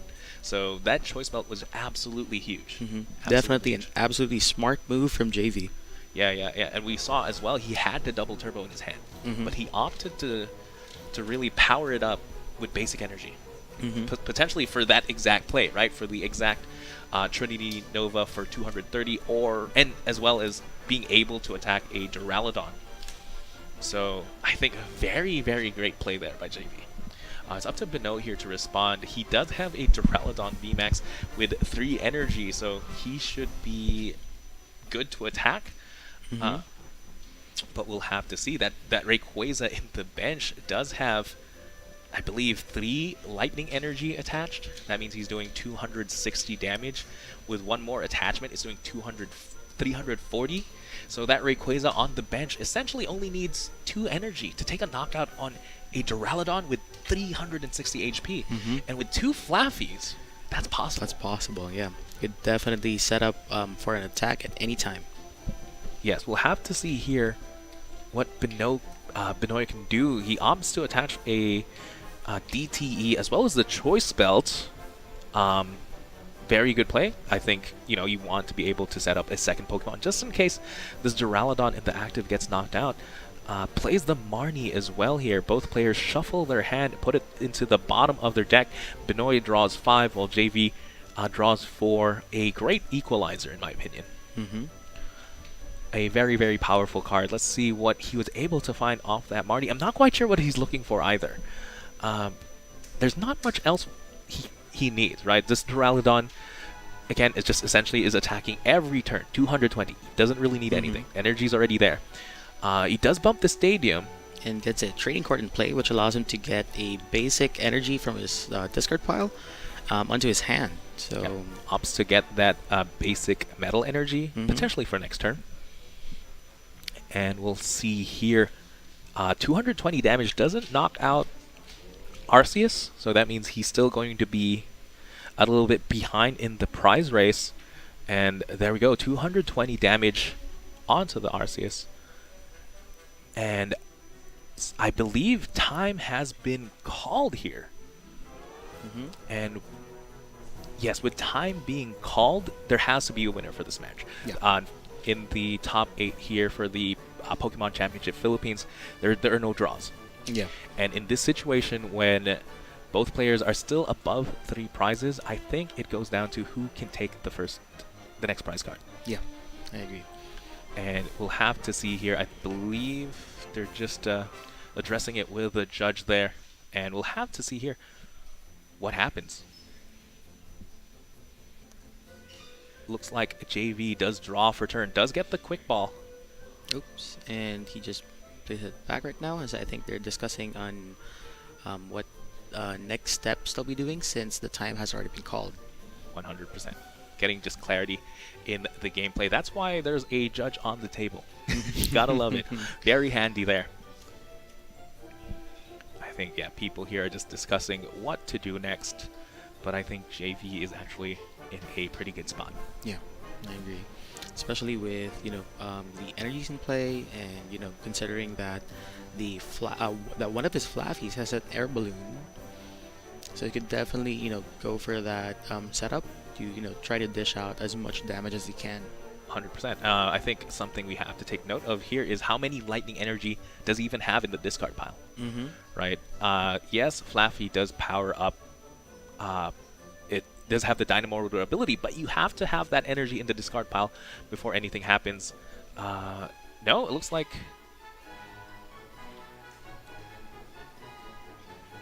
Oh, it looks like... And it looks like JV wins the final game, and basically JV wins the for entire this match. round. Yeah, the it looks like entire maybe match. it came down to whoever was ahead in the prize race, and we saw there JV was ahead. And yeah, that means that JV wins the very, very first game here in the Pokemon Championship Philippines. First win on the stream. He's got to feel good about that. I think, again, Rayquaza, maybe the superior dragon at this point. Yes, yes, Duraludon has so much HP, but when you're doing an infinite amount of damage, it probably doesn't matter that much. Definitely Max Burst does not have a cap. It's just a matter of number of energy cards that you can dish out, and JV has that advantage. 100%. And again, it also came down to who set up better, right? Yeah. JV, again, in 2 games, the 2 games he won, I think he hit first, and that definitely mattered. But again, both great games here by both players, right? Again, these are champions in their own right. Yes. To even make it here to the top 8 of the Pokemon Championship Philippines, you have to be the best of the best. So yes, good play there. Good plays there by Benoit. He did his best.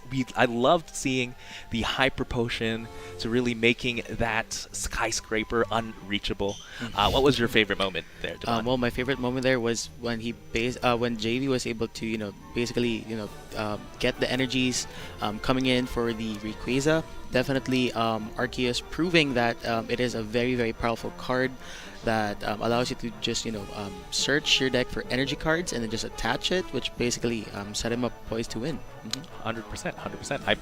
I liked when there were multiple sheeps in play. Yeah. Sometimes don't you feel absolutely safe when your energy is coming from your board? That means your hand is safe, even if you get Marnied potentially, maybe even if you don't draw any energies. If you have your Mareeps, you're going to have an attack, right? So I loved seeing that. I loved seeing, again, it's just the unstoppable wall, right? It's the immovable wall versus the unstoppable force, and it looks like just this time the unstoppable force was able to take the win. But yes, again, but both players, you have to make note, both players played Arceus. Yeah. And that's definitely one of the MVPs of basically the top 8. Most of our players are running Arceus, and it definitely proves how effective and how handful the card is. 100%. But I think we're gonna go ahead and take a quick break here before the next game.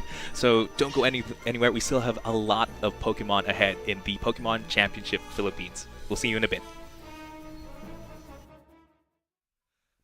Pokemon, Pokemon Cat. Decide who goes first in a game of scissors, paper, stone. Be a good sport and go and shake each other's hand. 60 cards in a deck, grab it and place it on the deck zone. Draw 7 cards per man, now baby that's your hand. So many types of cards in a Pokemon training card game. Pokemon cards and trainer cards and energy cards, they're not the same. Make sure you have your basic Pokemon card in your hand. Place it in the active spot, wait on the bench, think of a plan. Now take the first 6 cards of the deck, go on and set them aside for the prize. Now your prep is done, go and have some fun. Brace yourself, the battle starts in 3, 2, 1. If you're going first on your very first start, attack support cards are not allowed now. Attach energy to match your Pokemon's card. Your turn's done, it's their turn to go. Come the enemies to attack your Pokemon, now you must be ready whenever. Get it to the knocking out or you get knocked out. Now go get the witness now, whatever. The prize cards you get depends on the type of the Pokemon. Take 1 for a regular, take 2 if it's a Pokemon V. Take 3 cards if you get to beat a Pokemon V Max. If you take all prize cards, then to win the game. Retreat to the bench if your Pokemon's about to get knocked out. Use items for the stadiums, don't give up and have no doubt. When Pokemon evolve, they get stronger in attack. Dynamax, Gigantamax, and the Eternal Eternamax. All your favorite Pokemon inside this very special deck. The combo deck utilizing abilities. Your favorite deck that you use first.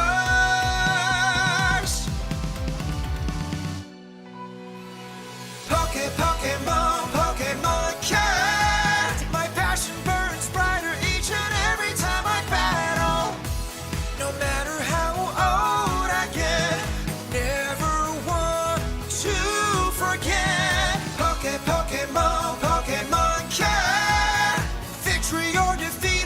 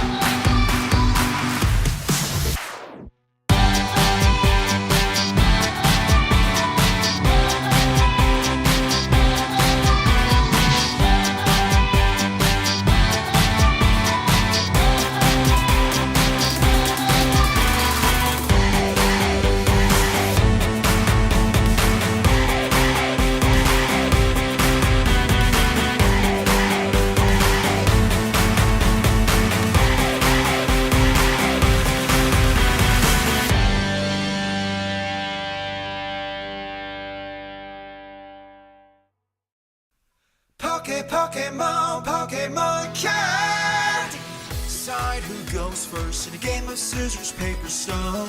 Be a good sport and go and shake each other's hand. 60 cards in a deck, grab it and place it on the deck zone. Draw 7 cards per man, now baby that's your hand. So many types of cards in a Pokemon training card game. Pokemon cards and trainer cards and energy cards, they're not the same. Make sure you have your basic Pokemon card in your hand. Place it in the active spot, wait on the bench, think of a plan. Now take the first 6 cards of the deck, go on and set them aside for the prize. Now your prep is done, go and have some fun.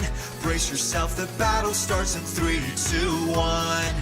If you're going first on your very first start, attack support cards are not allowed now. Attach energy to match your Pokemon's card. Your turn's done, it's their turn to go. Come the enemies to attack your Pokemon. Now you must be ready whenever. Get it to the knocking out or you get knocked out. Now go get the witness now or never. The prize cards you get depends on the type of the Pokemon. Take 1 for a regular, take 2 if it's a Pokemon V. Take 3 cards if you get to beat a Pokemon V Max. If you take all prize cards, that means you win the game. Retreat to the bench, your Pokemon's about to get knocked out. Use items or to stadiums, don't give up and have no doubt. When Pokemon evolve, they get stronger in attack. Dynamax, Gigantamax, and the Eternal Eternamax. All your favorite Pokemon inside this very special deck. Combo deck utilizing abilities. Your favorite deck that you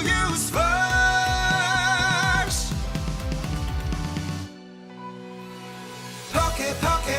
Pokemon cat. My passion burns brighter each and every time I battle. No matter how old I get, never want to forget. Pokemon cat. Welcome back to the Pokemon Championship Philippines. What an exciting last game we had.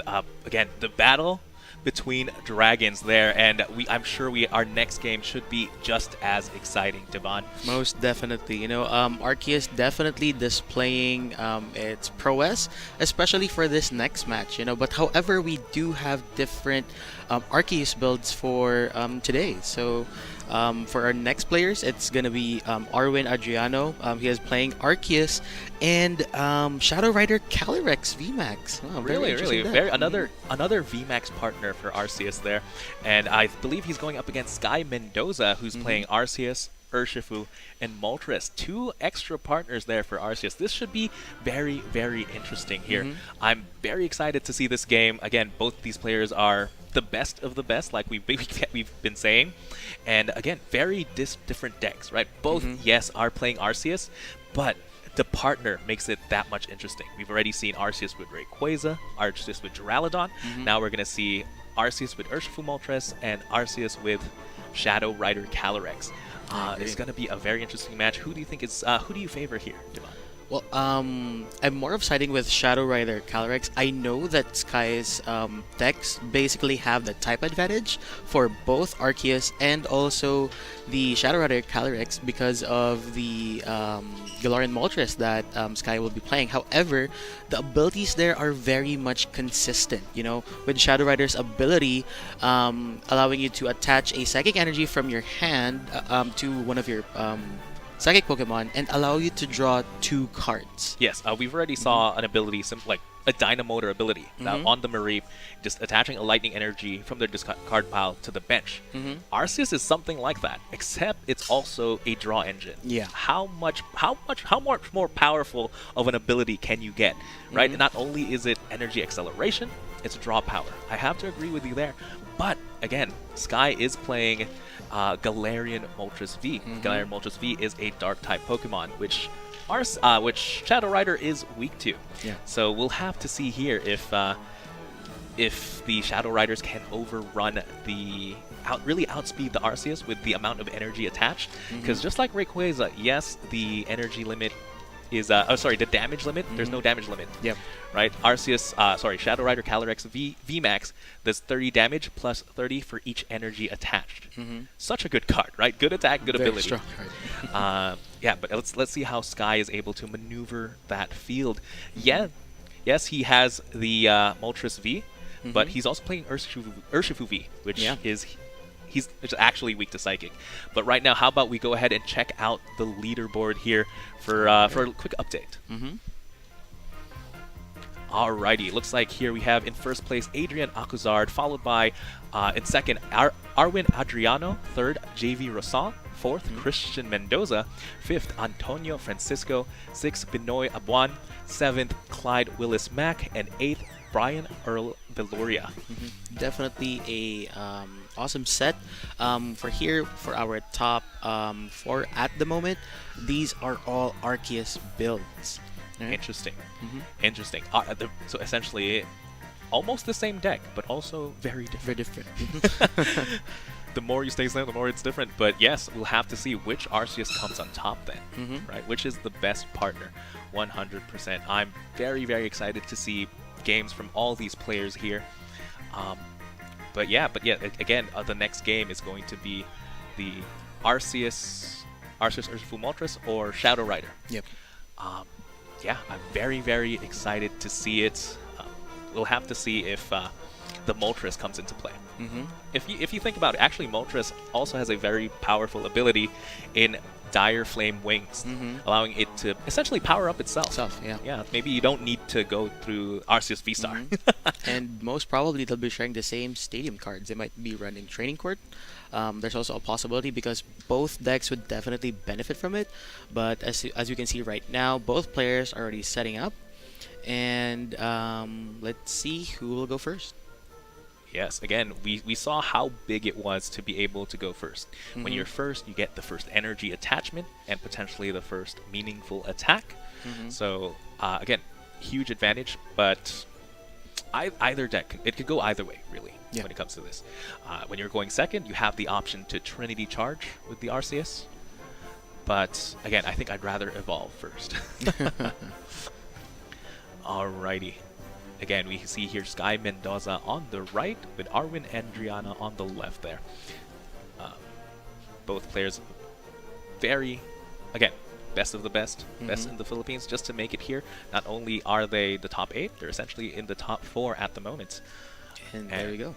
Alrighty. And it seems that Sky is going first. And just like that, just like we were talking about, the Galarian Moltres V, a very key card in this matchup. With the Dire Flame Wings ability, once during your turn, you can attach a dark energy to the Galarian Moltres V, essentially powering up itself. And it has a meaningful attack with the Aura Burn. For 2 darkness and a colorless, you're doing 190 damage and 30 damage to yourself. 190, that's enough to knock out a Shadow Rider Calyrex VMAX. Yeah. Because of weakness, that's essentially ×2, and that is more than enough. So maybe Sky just needs to power up 2 of those guys, and he should be good. Absolutely. And, by having the Galarian Moltres V in front is already very intimidating in itself, especially with the Shadow Rider Calyrex that is already in front. Yeah, 100%, 100% there. We're going to see Sky find a little bit more. He opts to use an Ultra Ball here, discarding a Professor's Research and another Ultra Ball. Again, Ultra Ball, by discarding 2 cards, you have access to any Pokemon in the deck. Let's see what he opts to find here. Potentially maybe a support Pokemon like that Bidoof. Yes, that Bidoof has the option to evolve into a Bibarel, and with the Bibarel has the ability to draw up to 5 draw up to until you have 5 cards in your hand, which is a very, very good ability on a Stage 1 Pokemon. Yeah, I absolutely agree with you there.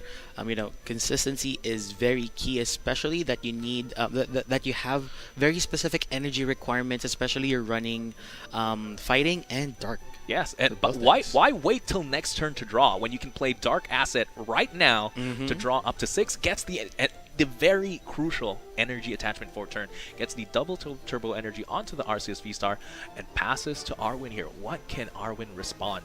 So Arwin, draw there, still thinking about what he will be playing next. Yes, I think here he just needs to find multiple Shadow Riders and possibly an Arceus. If he can set that up, on this very first turn, that would be really good. But again, maybe at least getting the Arceus would be key here. Yeah. I think attacking with the Arceus, just so that you're not getting hit by weakness, right? You're not Mhm. getting hit by weakness by the Galarian Moltres V.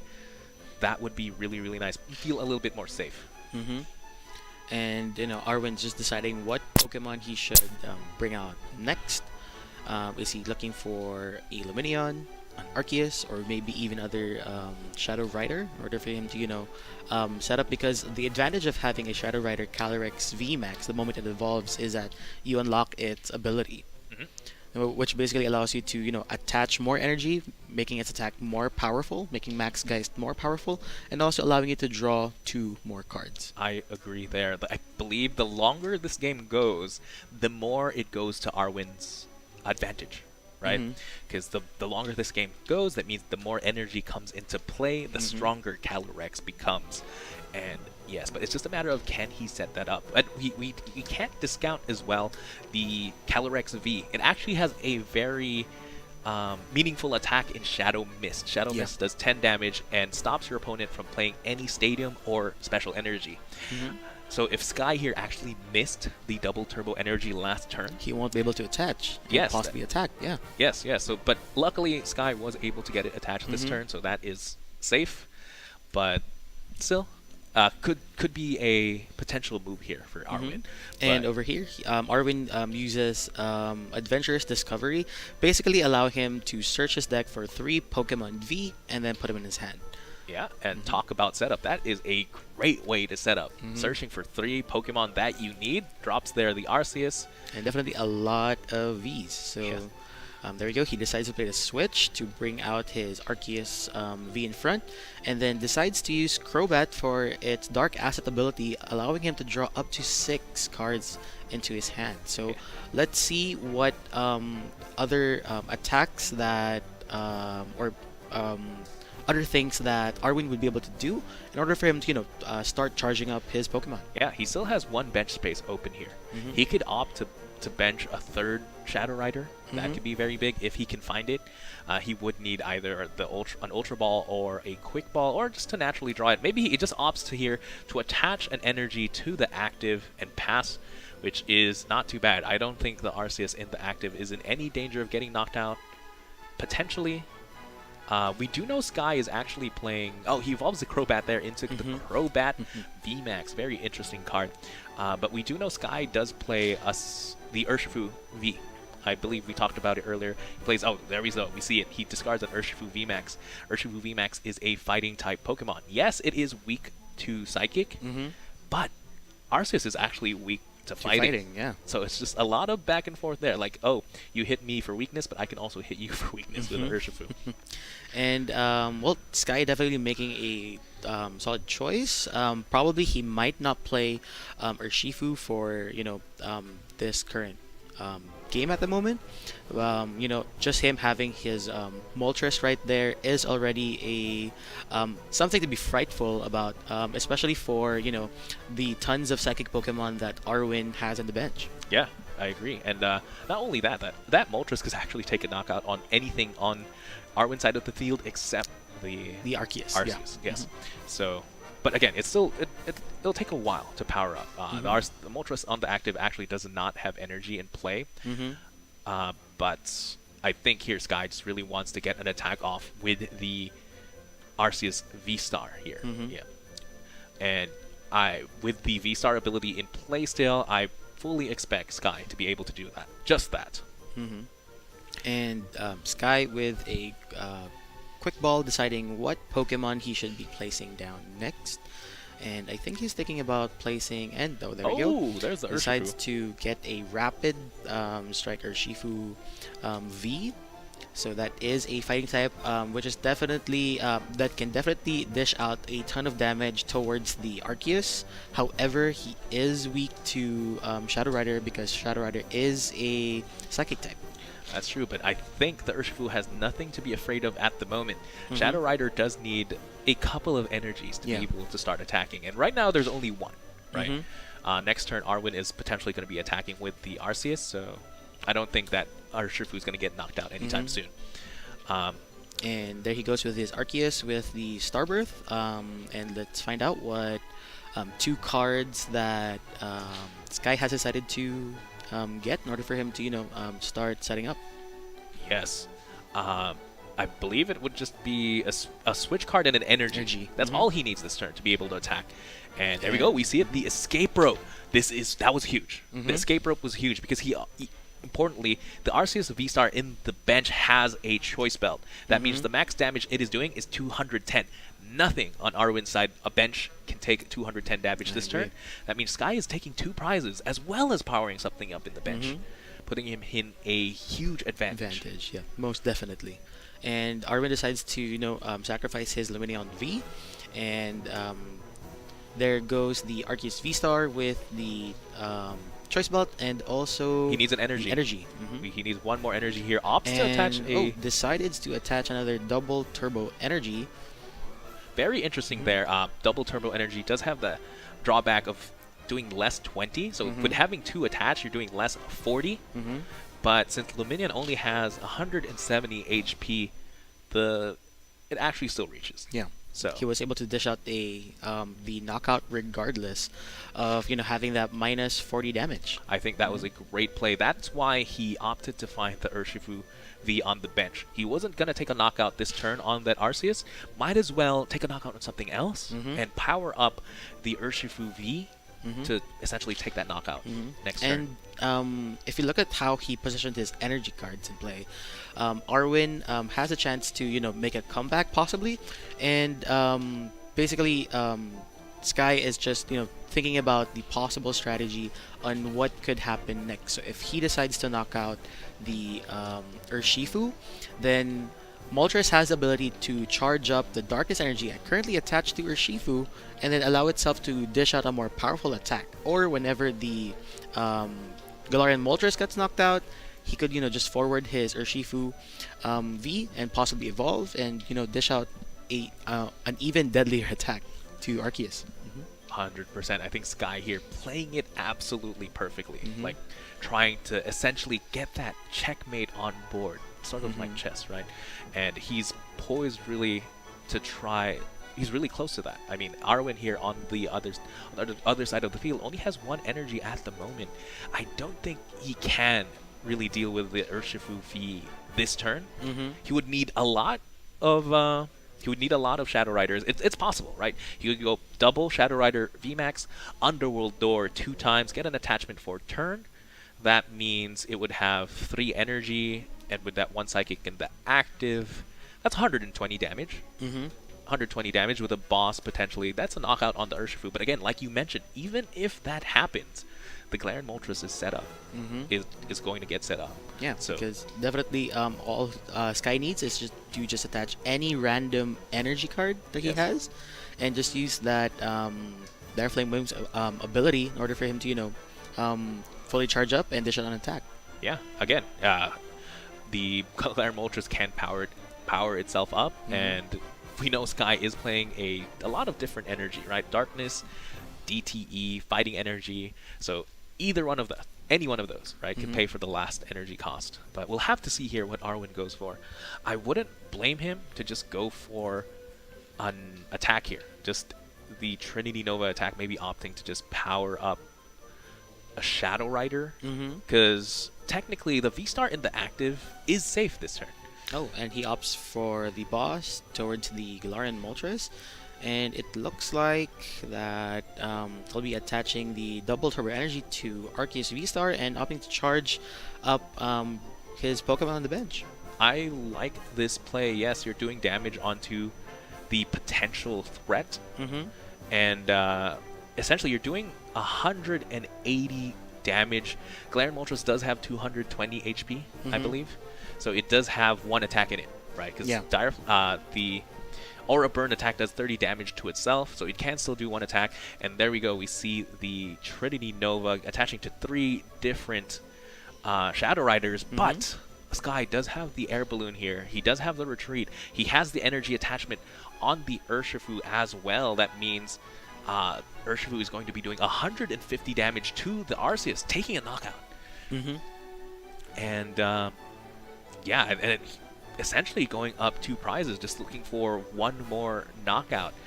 And with another Galarian Moltres V on the bench, he's very close to that checkmate scenario we were talking about earlier. And just thinking about the possible future turns, should Sky decide to promote, which he does, and decides to knock out Arceus V-Star, Arwen has to think about what steps he should do next in order for him to dish out these attacks. Because he has the threat of the Galarian Moltres behind him, and he also has that active Urshifu V for next turn on what he could possibly do, and his energy are spread thin to 3 different Calyrex, but let's see what he'll do next turn. Looks like he opts to promote the Crobat V there. Again, Calyrex, just like the Dynamotor ability we saw earlier, only attaches to the bench, right? There we go. We see 2 Shadow Riders here. We're going to see the very first Underworld door of the game. Gets the attachment, draws 2 cards, gets a 3rd Shadow Rider. There we love go. to see that. A second Underworld door, draws 2 more cards there. And let's see what else he can make happen. I think what needs to happen this turn is he has to take a knockout on that Galarian Moltres. Yeah. With the energy. Because if he takes a knockout on the Urshifu, the Galarian Moltres on the bench is poised to Easily attack. knockout. Yeah. He just needs an energy in hand, right? That's not that much to ask for. And we'll have to see here what Arwen can do. Again, very, very tough spot, especially when you're a Psychic Pokemon facing down Galarian Moltres V. And there he goes. So we he see the decides research. to use a research. So he won't be able to, boss the Galarian Moltres anytime soon. So that's going to be a possible quick knockout for Sky the following turn. Yes, and something of note too, he has to be able to retreat the Crobat in the active, right? If he doesn't retreat the Crobat in the active, Crobat is weak to fighting. So the Urshifu in the active can knock it out. But he does have the switch. Oh, okay, he does have switch, so that the Crobat should be safe. It's just a matter now of, does Sky have... No, I believe Sky just has game on board. Yeah. Literally on board. Arwen has to find a way to bump the stadium, right? Because Sky can just Dire Flame Wings and then grab an energy from the discard pile using the Training Court, and it's literally on the board. Yeah. There you go. We see the knockout there on the Urshifu, getting 2 prizes. He gets Dire Flame Wings, attaches an energy, and Sky takes the first game here of round 2. I think very decisively as well. We saw how masterfully Sky played his deck, essentially setting up that checkmate scenario. I agree. Definitely, Sky carefully placing the energy cards between his Moltres and his Urshifu is definitely an excellent strategy on his part, because he basically gave options for his opponent. Like, if ever you're going to knock out one of my Pokemon, I'll be able to make a comeback the following turn. Yes, and I think a very, very key play as well for this game was the escape rope. That was essentially a free boss's orders, right? Yeah, I agree. Essentially a free turn to just get energy, get prizes, just because of that escape rope.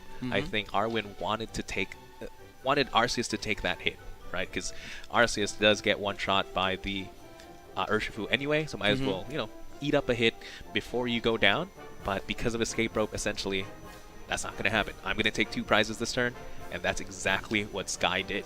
Let's see if Sky can recreate that magic here, or can Arwen make a comeback? Can we see the Underworld door train and just get an infinite amount of energy in play, an infinite amount of damage, and just take over the game? And with a mulligan, that should help out. Yeah, most definitely. Max Geist is definitely, basically, it's very similar to our first match earlier with JV. However, for Rayquaza is basically discarding energy, but for Arwen's case, he's just stacking up energy on the board, which basically makes his Pokemon even stronger every single turn. Yes, exactly. And not only that, he gets to draw as well. Absolutely. You get to attach, and potentially those draws, you could find more energy to get even more draws. So Shadow Rider, I have to say, is actually extremely fun to play. It was one of my favorite cards to play as soon as it came out, and we'll have to see if it can take the win here in the Pokemon Championships. Pokemon Championship Philippines. And here we go. We see Arwen getting the Shadow Rider Calyrex V in the active and the Fog Crystal. Something we haven't talked about yet or seen really. Fog Crystal, an absolutely powerful card, right? Fog Crystal allows you to search for any basic Psychic Pokemon or any basic Psychic Energy. Either is really good for this deck. Yeah, absolutely. It definitely allows you to either set up for you to start rolling on your bench, and once you have the bench established, you could just search for the basic Psychic Energy and just stack up the damage and also the energy on the field in order for you to dish out an even more powerful attack. Definitely a very strong card for this deck. Yeah, let's see what he opts to find here with the Fog Crystal. If I had to guess, it'd be another Shadow Rider Calyrex, or the other Psychic option of the deck, the Zacian V, with the Roar of the Sword ability allowing it to get a free attachment for a turn. But more importantly here, Zacian V isn't weak to Dark. Yes, yeah. It's weak to Metal, so that is something that can stand in Galarian Moltres' way there, and it does 60 damage plus 30 for each Psychic Energy attached to it, which, again, Shadow Rider can help out, or potentially Arceus. Let's see if he can find anything else here. And Zacian could definitely become a threat for the Urshifu should Sky decide to play it. Yeah, I think Zacian is actually the perfect card in this matchup, in this scenario. And we'll have to see if Arwen can take full advantage of it. Something of note, though, is it can still get one hit knocked out by the Galarian Moltres. Galarian Moltres does do 190, with a Choice Belt is 220. Again, such a powerful card, right? But at least it needs that much more, right? The way to win in Pokemon is to make your opponent spend as many cards as possible for their game plan. Essentially putting you in that advantage, and it looks like here Arwen does play the Crobat and gets another Shadow Rider full bench. Full bench. There you go. Sky.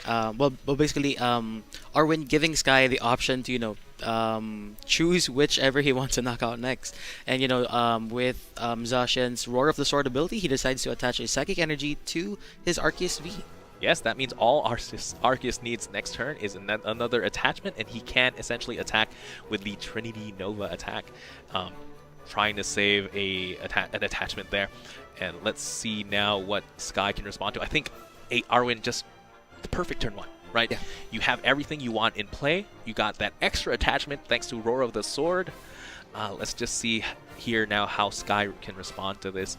And a great way to respond to that is by using an Ultra Ball to get a Darkness Energy in the discard pile, something we might use a little later. Yeah. And I think here just grabbing an Arceus V and going from there. Again, Arceus V, I think the star of the Pokemon Championship Philippines, if I had to say. Almost every game on stream featured an Arceus V. Yes. And among all of our top 8, there are just 2 decks that are not using Arceus. But Arceus definitely is very much dominant in the Pokemon Championships Philippines. Yes, an absolute brilliant star, if I had to say. And there we go. We see an energy attachment on the Arceus. A very interesting energy as well. It was the Capture Energy. When you attach it to one of your Pokemon, search for another basic Pokemon and put it onto your bench. Why not get set up as well as energy for the turn? Great energy to play, especially in a deck that can use colorless energy. There you go. We see the Galarian Moltres as well. And Sky playing Judge. So basically, both players shuffling their hand into their deck, and then both players are going to draw 4 cards each. An even better equalizer than Marnie. Absolutely. And there we go. We see the Dire Flame Wings onto the Galarian Moltres, gets the Dark Energy attached, and then the Crobat V with the Dark Asset, getting that a little bit more cards, a little extra. And let's see what he opts to play here. Gets another Arceus in play. Maybe he was digging for the Urshifu, potentially. Mhm. Maybe just try and get that set up, because we know Arwen here is going to go with the Arceus next turn. And but we'll have to see here, does he find it, or what else he can play. But I Arwen- think not a bad turn here for Sky. Yeah. Absolutely. Both players were able to set up on their first turn, and it's just a matter of the next succeeding turns, how well they'll be able to to make sure that like for example for Sky's case, in order for him to set up the Dire Flame Wings or to set up the Arceus V-Star, and for Arwen right now, just to make sure all of that energy gets into the field in order for him to dish out those attacks. 100%. And I think a great way to do that is, getting a Shadow Rider Calyrex VMAX in play, getting that Underworld Door, getting those extra cards there. Very interesting, he didn't opt to find the Arceus V-Star that essentially guarantees the attack this turn, but maybe he has it in hand or another way to really look for it. And he goes ahead and plays that training card. I was about to talk about this earlier. He discarded a lot of energies. Yeah. But that's one way to get it back. Training card. Oh, and there we go. He basically draws 2 cards, and let's see what he's going to do next. Can the Underworld Door trains keep on going here? Does he have another Shadow Rider? Does he have another energy? We'll have to see here. I believe, yes, in his hand is a Fog Crystal. Earlier, he used it to grab a Shadow Rider, and I believe this time he's going to use it to grab a Psychic Energy. And there we see it. Yep. Yes. Absolutely, the Fog Crystal is such a versatile card.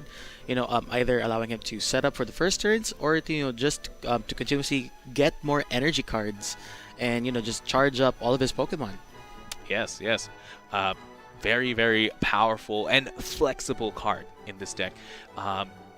We'll see here. I believe that he goes for the Arceus V-Star and goes for the Starbirth ability. All he really needs is a switch and an energy attachment for turn. Let's see if he can get it. I mean, he can get anything. Yeah. And I think attacking here with the Arceus is going to be very, very big. And another thing of note is he hasn't played a supporter just yet. He can opt to potentially take a knockout on the Crobat on the bench. That could be very big. Maybe copy a book from Sky here where I'm going to power up and get 2 prizes. That's a potential. Or, oh, there we go. There we see it. And there we go. I think that is a very good play there by Arwen, because the Bidoof is going to force Arwen to odd prize, right? And if Sky only plays 2 prizers, that means Arwen still needs to take out 3 Pokemon. Yeah. By getting that boss's orders, he's 2 attacks away from winning this game.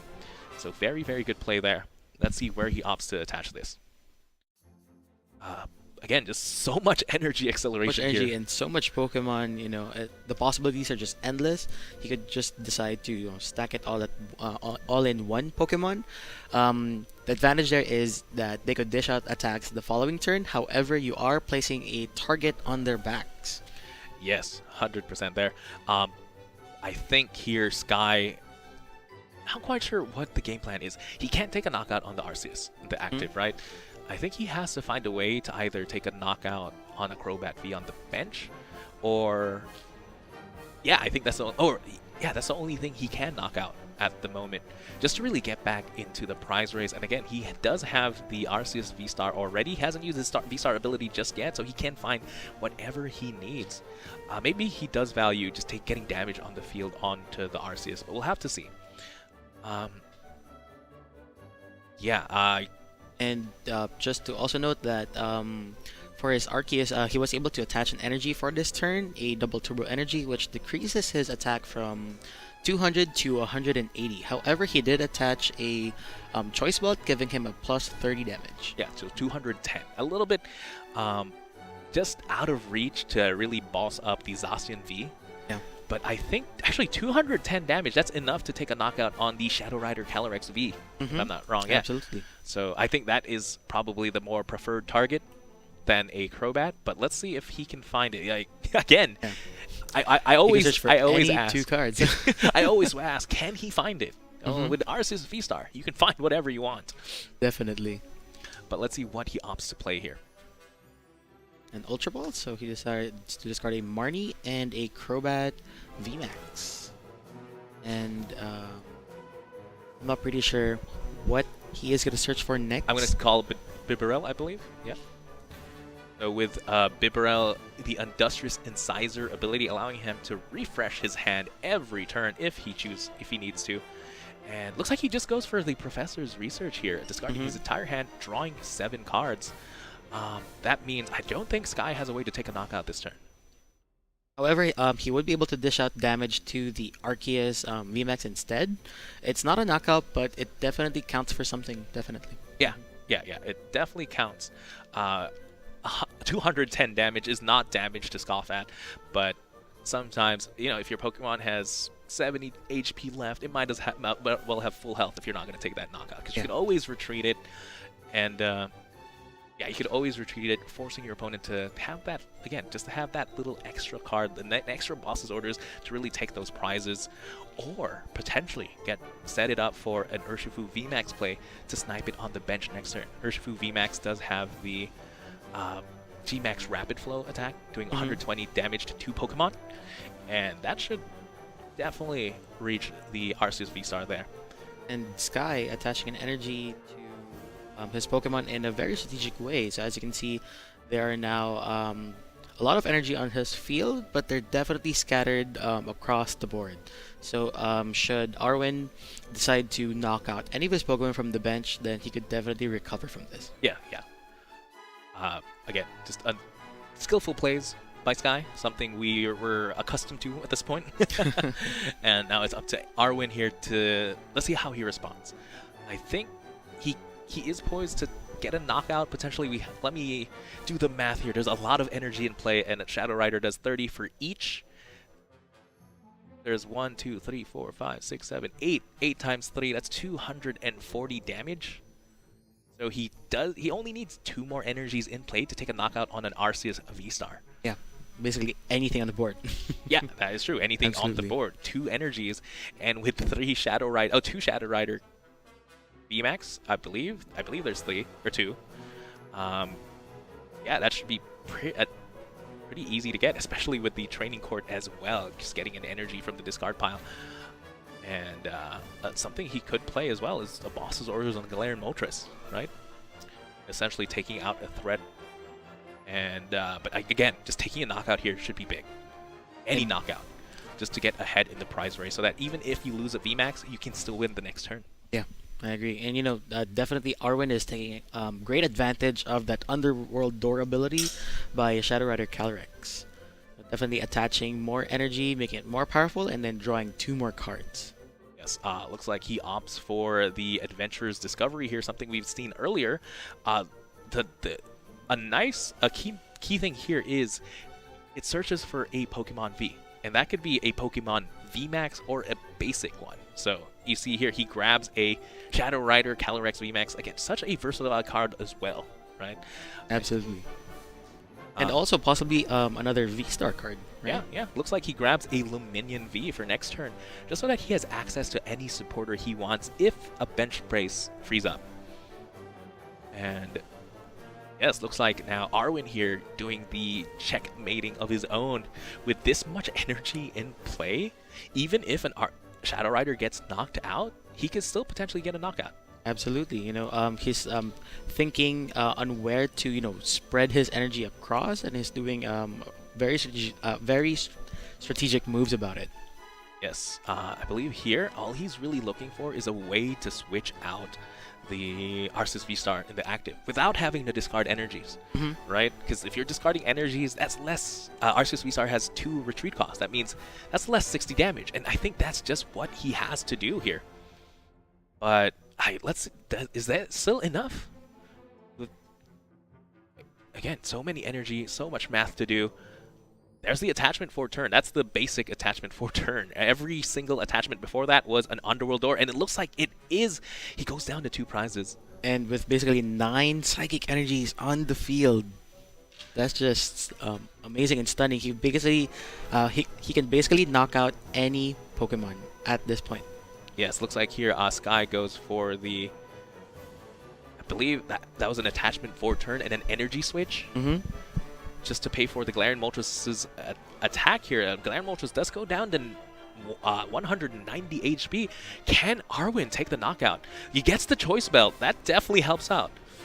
Now it's just a matter of counting. He also has access to There the we go. boss's orders. Boss Yes, orders. he does hit for weakness there, and he ties up this match. Such explosive gameplay. Just like we said, sometimes you can't stop the underworld door train. It's attach, draw 2. Hey, I drew a psychic energy. I'm gonna attach again, draw 2 more, and just get set up. And we definitely saw him set up that turn. That game. Definitely, it just shows the power of, how much these abilities are, very much dependent on, securing that win, right? Like Sky has the advantage of the types for the weakness. However, for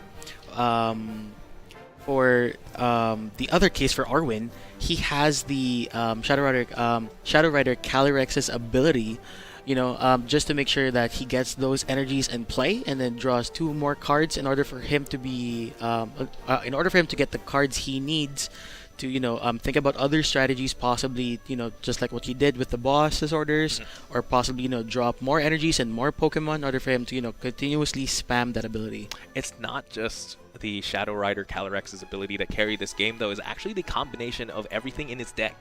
Yeah. There was the Starbirth ability from Arceus V-Star. I believe he used Dark Asset off a Crobat. We saw him grab Luminion in his hand in the last game for Luminia's sign.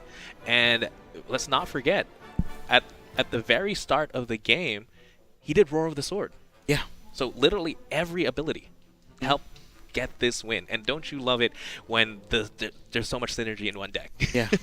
So much. And also he actually plays Adventurous Discovery, allowing him to search for any 3 Pokemon Vs. And Arwen's deck basically is just a bunch of Pokemon Vs. So just talk about the level of synergy that it comes to play. Yeah. I mean, yeah, sometimes you want to use your supporter for turn to draw, right? Typically to get more cards, but Adventurous Discovery gets you those Calyrex VMAXs, Shadow Rider Calyrex VMAXs, and those are your draws as well. So it's again, such a great card. I think Arwen's deck is just so flexible in that way, right? The Adventurous Discovery finding setup or finding the evolution Pokemon. We have Bond Crystals for the extra attack, or either getting more setup or energies, and then again the Roar of the Sword on the Zacian, just getting more energy in play, or just getting that different type weakness. And yeah, but again, we see here, I believe Arwen does get a mulligan draw, and both players fist bump and start the game here. Sky does open with the most terrifying card in his deck, potentially, the Galarian Moltres V. It looks like, it was 2 mulligans on Arwen's side of the field. Sky here goes for the quick ball, eyeing up potentially an Arceus V, something you always like to see turn 1. It's just a matter of, can you get the energy attachment this turn? That's not a tall order. Absolutely. And well, Sky definitely, like what we mentioned on the previous game, Sky definitely searching all of the cards through his deck just to make sure he gets to know what are the cards that are on his prize cards, and which basically allows him to think about the possible strategies that he has to plan ahead of time, because Sky is definitely known for strategizing. Yeah, if not evident from his Trinity Nova energy placements, right? Absolutely. And looks like here he's looking for that Crobat. I absolutely love the addition of Crobat in an Arceus deck, right? It adds just that much more consistency, because you're not asking for much turn 1. All you want is that energy attachment. Energy is the most played card in the deck. Sometimes you don't open it, yes, but with access to anything like an Ultra Ball or a Quick Ball, you get just that much more draws and potentially an energy attachment. And he does find it in the Capture Energy, which I think is the best energy to get turn 1. Again, Capture Energy allowing you to find any basic Pokemon and fulfilling that colorless energy cost. So not a bad turn here for Sky. And with Sky getting a Bidoof in play, he's thinking about consistency cards straight ahead. With a possibility of his hand getting lowered or possibly getting even shuffled with maybe a Marnie or something. He's thinking about ahead to make sure that he gets to dish out to get all of the cards that he needs in order to secure that win. Yes, all the players in Sky Deck make showing up now. The Moltres, Bidoof, Arceus, Crobat, and Urshifu. Just a very colorful squad of Pokemon here. If you looked at Sky's deck, you wouldn't know what type of deck it really is. Absolutely. He does get the energy attachment. Sorry, the Dire Flame Wings as well. So that's an extra energy on this turn. Let's see how Arwen responds. He does have the Fog Crystal again this turn. Let's see what he opts to find. Again, he could find the energy or possibly a basic Pokemon. Again, you see Arwen here just going through the deck, going through the motions. What's in my prizes? What do I have to work with? Just, again, hallmarks of great players. And yeah, he's looking at his hand. He's thinking what he needs this turn. I believe this turn, I think I'd be happy if Arwen could find something like an Adventurous Discovery. 3 Shadow Riders, that would be great to see. Or essentially, maybe multiple Quick Balls. Again, just Pokemon in play. Arwen needs to go wide as Sky here. And maybe not as colorful. But you want to see them. Because again, these are basic Pokemon. The Pokemon that attack for Arwen are Stage 1. And before they can evolve, they have to be on the field for one whole turn. Yeah. Absolutely. But, you know, with Dire Flame Wings having a possible, the Galarian Moltres, rather, having a strong possibility of dishing out attacks the following turn, you know, having a lot of those psychic Pokemon is definitely can be an advantage, but it is also a double-edged sword.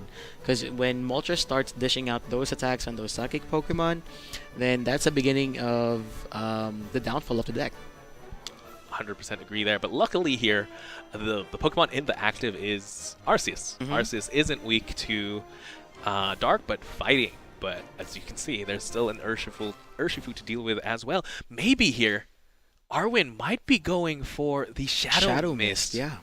Yes, that means Sky doesn't have access to any of the special energies in his deck, like the Capture energies or the Double Turbo, as well as doing 40 damage because of the Choice Belt. Not too bad there. Absolutely. And, you know, with the Shadow Mist attack, Sky won't be able to attach any special energy cards and also play stadium cards at the same time. So basically gives Arwen the advantage of controlling the game for the next few turns. Yeah, maybe not the advantage, but really the tempo, right? The tempo. He wants to slow this game a little bit, just so that he has that much more time to get those energy attachments. Looks like he opts here to boss up the Arceus V, which is, again, not too bad. He does go for the Shadow Mist attack, doing 40 damage there. And we'll have to see how Sky can respond. I think if there's a way here, if there's a way for Sky to get Galarian Moltres to attack this turn, he might be poised to just sweep the entire game at that point. But again, Shadow Mist maybe making that much harder. Sky is going to need a way to retreat, thanks to that boss's orders, an energy attachment, and a way to get a dark energy into the discard pile. So again, it's a lot to ask for, but because of the Star Birth ability, that definitely helps out. Yeah, most definitely. You know, 2 cards are vital cards. He could basically get any 2 cards. Yeah, I agree there. Let's see what he opts to find. Again, I think here if he could, again, if he could attack with the Galarian Moltres, that would be great. But if he could find a way to attack with the Arceus, that wouldn't be too bad either. And that's one way to do it, right? With the energy switch onto the active, that means all Sky is looking for this turn is an energy attachment for a turn. Yeah. Maybe it's not the most aggressive play, but definitely the safer play here. Can he get that energy is the question. He's looking at his discard pile. He goes for an Ultra Ball here. Ooh, look at that. That's the training court he cannot play because of the Shadow Mist. And same goes for the Double Turbo Energy, which he decides to discard ultimately. Well, there we go. He discards a Judge as well there. I believe, not quite sure what else he can find. Possibly the Bibarel to try and draw more. Because, again, maybe he just doesn't have the energy just yet. And he fails his Ultra Ball Search. Oh, he does. Maybe he has another potential search card, or... Maybe he has... Oh, Oh, there we he go. already had it in his hand. There we go. He plays the training card, but yeah, again, because of the Shadow Mist, you can't play down a stadium. He puts it back into his hand there. He goes for a second Crobat here. Which allows him to drop to, well, Up to six 6 cards. cards. Yes. And there we go. Yeah, he does have the Yeah. energy. He does have the attack this turn. Does he have the tool as well? That's the question.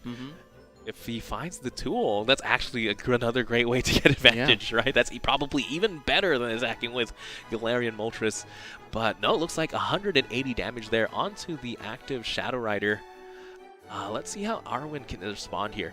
Again, Sky just putting himself in a great position, probably doing the exact energy placements as last time. Absolutely. And yeah, I think Sky just setting himself up really well this turn. Arwen is in a tough spot, right? Anything that goes into the active this coming turn is going to get knocked out. Yeah.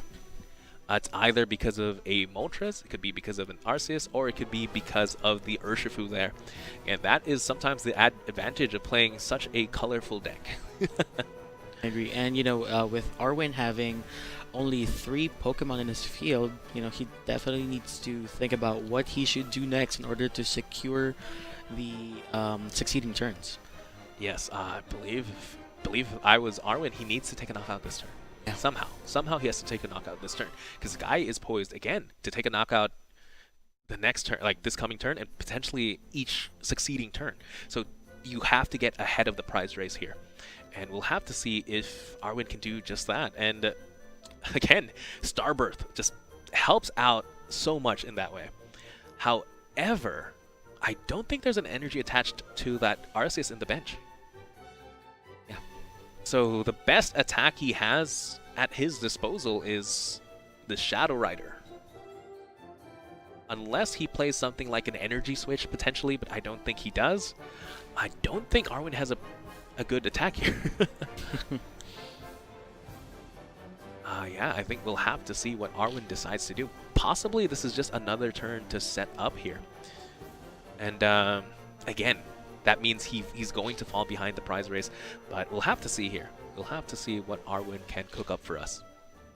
With Arwen, he already has the Adventurous Discovery, so he's basically thinking about, setting up for the next turns. And Yes.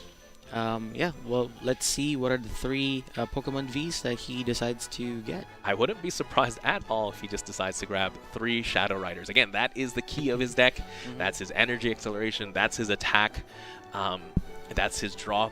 That's his draw card as well. It's everything he wants, except that weakness is just a little bit too tough there. Especially with the Galarian Moltres, just staring right at the Shadow Rider, Calyrex, all 4 of them, just getting ready at any time now.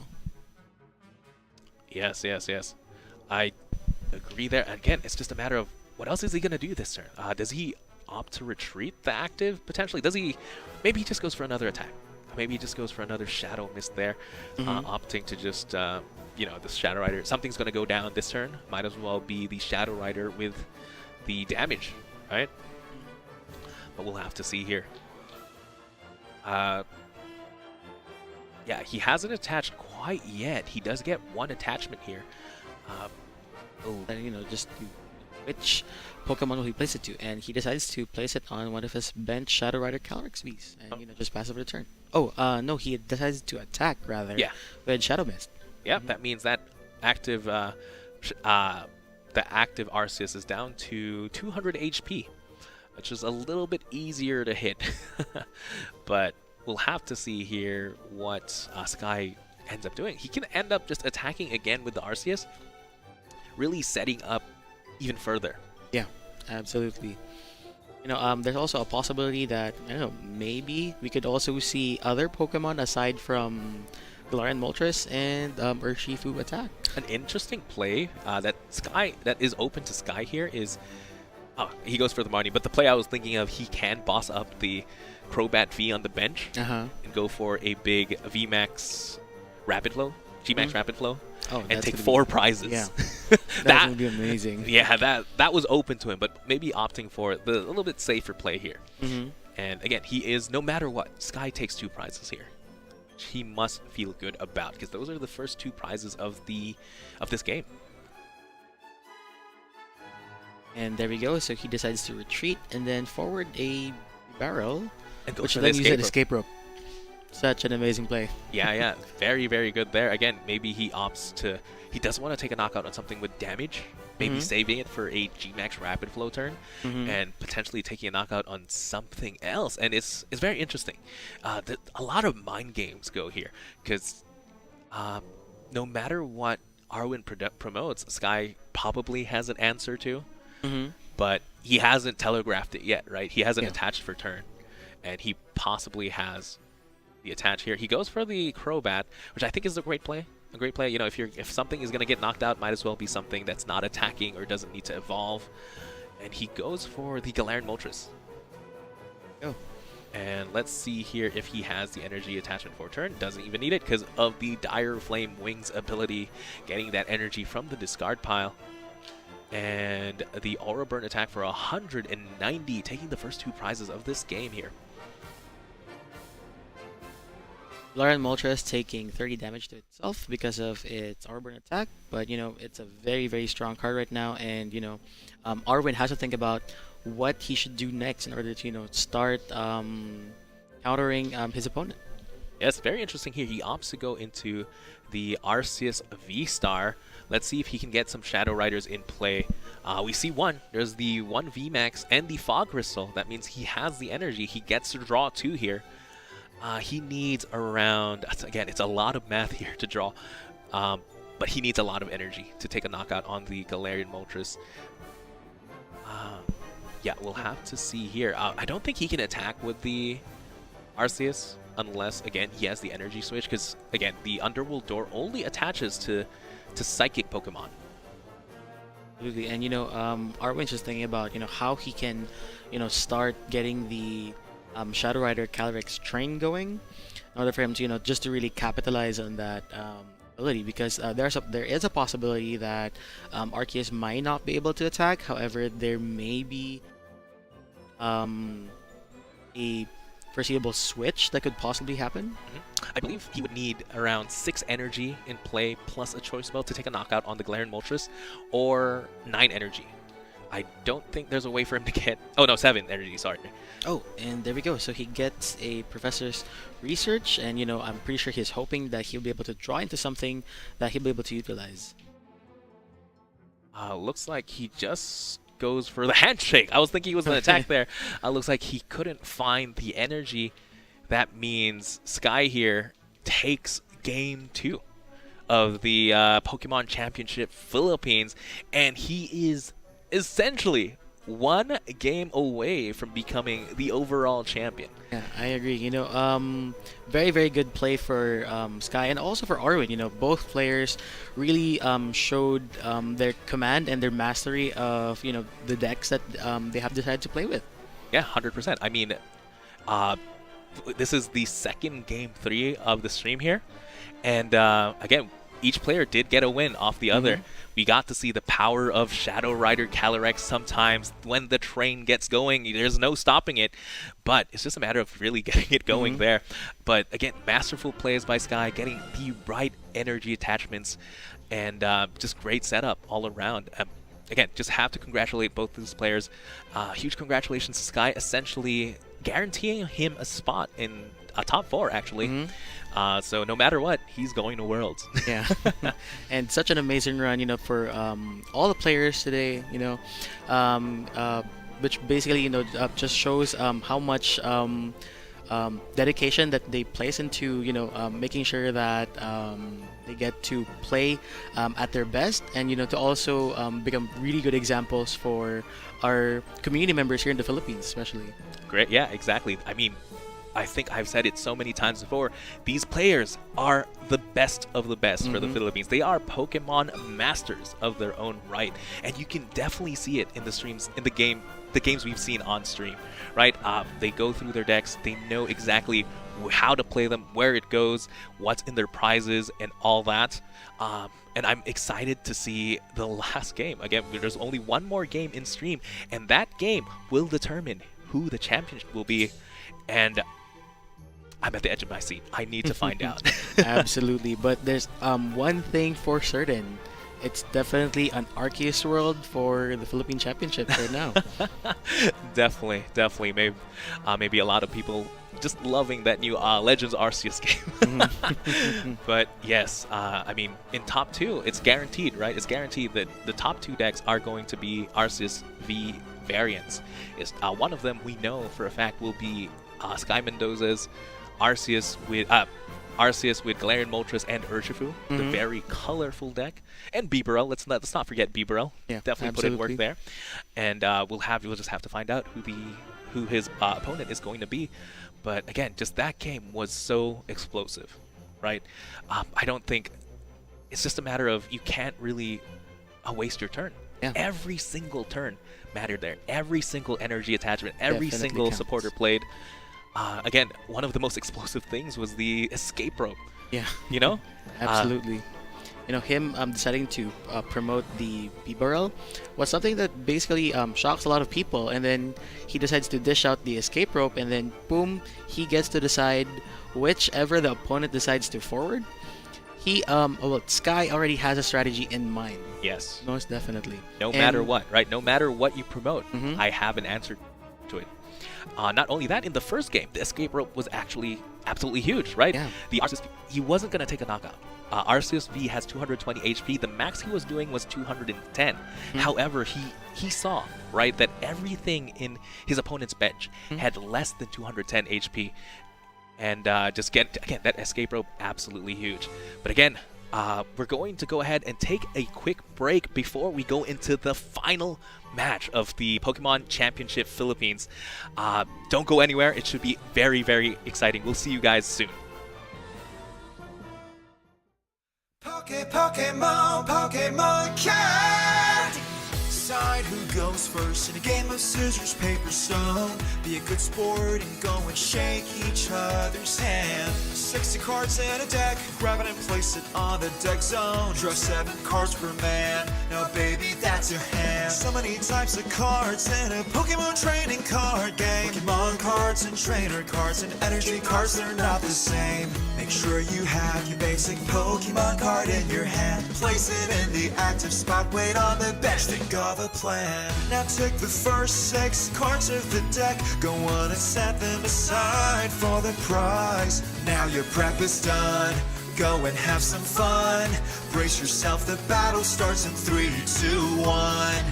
If you're going first on your very first start, attack support cards are not allowed now. Attach energy to match a Pokemon's card. Your turn's done, it's their turn to go. Come the enemies to attack your Pokemon. Now you must be ready whenever. Get it to the knocking out or you get knocked out. Now go get the witness now or never. The prize cards you get depends on the type of the Pokemon. Take 1 for a regular, take 2 if it's a Pokemon V. Take 3 cards if you get to beat a Pokemon V Max. If you take all prize cards, that means you win the game. Retreat to the bench if your Pokemon's about to get knocked out. Use items for the stadiums, don't give up and have no doubt. When Pokemon evolve, they get stronger in attack. Dynamax, Gigantamax, and the Eternal Eternamax. All your favorite Pokemon inside this very special deck. Combo deck utilizing abilities. Your favorite deck that you use first.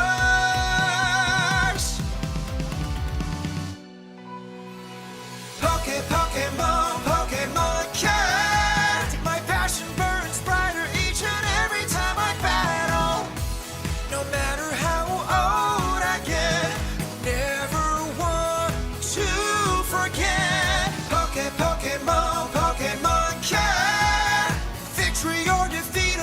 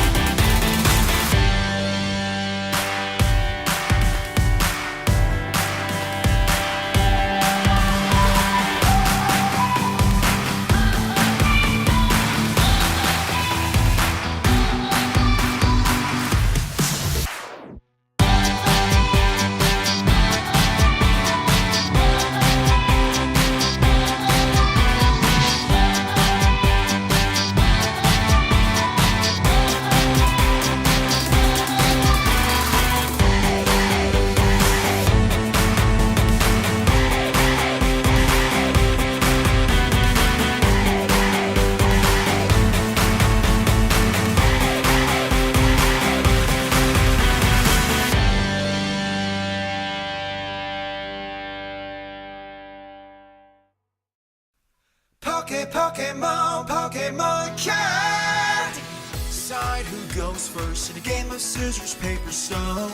Be a good sport and go and shake each other's hand. 60 cards in a deck, grab it and place it on the deck zone. Draw 7 cards per man, now baby that's your hand. So many types of cards in a Pokemon training card game. Pokemon cards and trainer cards and energy cards, they're not the same. Make sure you have your basic Pokemon card in your hand. Place it in the active spot, wait on the bench, think of a plan. Now take the first 6 cards of the deck, go on and set them aside for the prize. Now your prep is done, go and have some fun. Brace yourself, the battle starts in 3, 2, 1. If you're going first on your very first start, attack support cards are not allowed now. Attach energy to match your Pokemon's card. Your turn's done, it's their turn to go. Come the enemies to attack your Pokemon. Now you must be ready whenever. Get it to the knocking out or you get knocked out. Now go get the witness now or never. The prize cards you get depends on the type of the Pokemon. Take 1 for a regular, take 2 if it's a Pokemon V. Take 3 cards if you get to beat a Pokemon. Welcome back to the Pokemon Championship Philippines. We are very, very excited here for the final match. And man, what a match it's going to be, Devon. Go ahead and tell the people at home what that's going to be. Absolutely. So it's going to be Adrian against Sky. Both players are sporting Arceus and Urshifu. The only difference is Sky utilizes the Galarian Moltres. So he has an additional attacker, but then both cards are, both decks are very much almost the same. So it definitely proves that the Arceus and Urshifu variant for the deck is something really to consider for a lot of people there watching at home. I agree, and don't discount the players there as well. I mean, yes, the deck is powerful, but it was up to the players to determine that, hey, you know what? This deck is the right deck for the metagame. But before that, before we talk about it more, how about we go into the leaderboard here? So taking a look at the leaderboard, we have Adrian Alcazar placed at first place, followed by Christian Sky Mendoza. So both of them are following the Arceus and Urshifu deck variants. And then next we have Arwin for the third place and Brian. So Arwin and Brian are also using Arceus, but Arwin, as we know, is using Shadow Rider Calyrex, and Brian is using the straight Italian line. Next, we have Antonio George Francisco with the Suicune, followed by JV with the Arceus and Rayquaza, followed by Clyde with the Mew, and Binoy with Benoit playing the Duraludon and Arceus. Yes. Yeah, there we go. Alrighty, but again, we're about to watch the final match. Whatever happens here, I just want to say, again, these are the best of the Philippines. I cannot reiterate that enough. And here, we're going to see literally the top 2 players of the Philippines. And I'm very, very excited to see the match. Absolutely.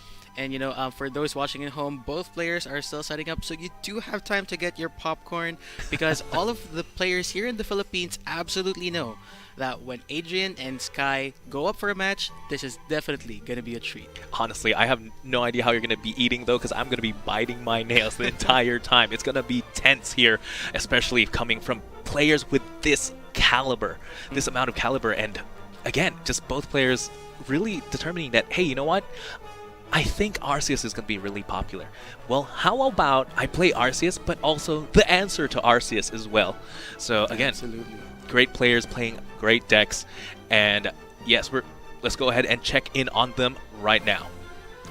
But yeah, here we go. We see Adrian Alcazar here on the left against Sky Mendoza on the right. Both players setting up, and man, normally I ask you before the game which deck is favored, but when both players are essentially playing almost the same deck, it's really hard to tell.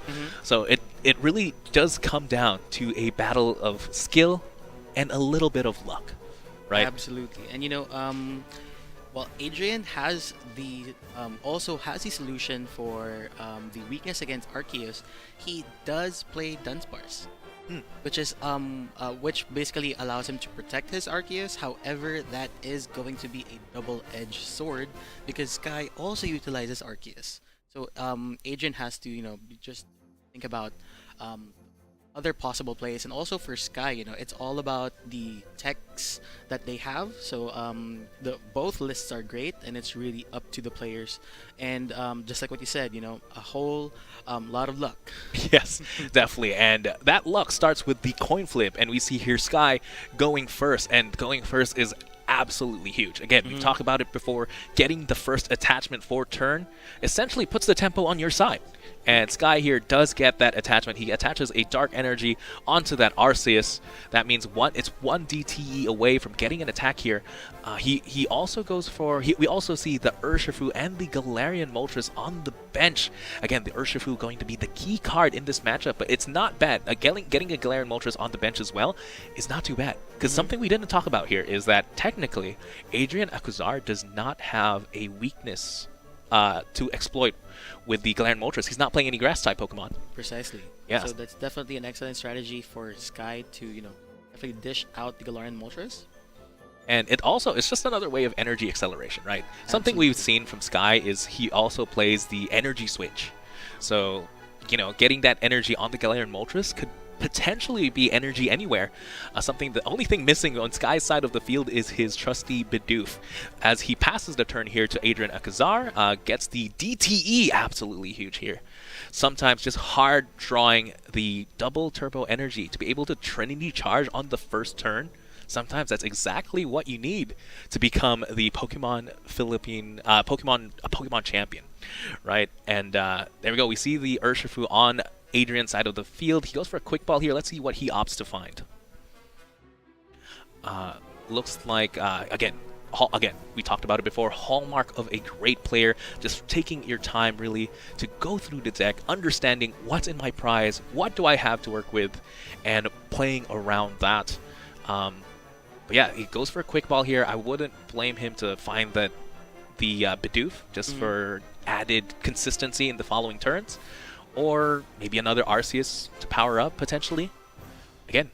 Absolutely amazing strategies for, both players.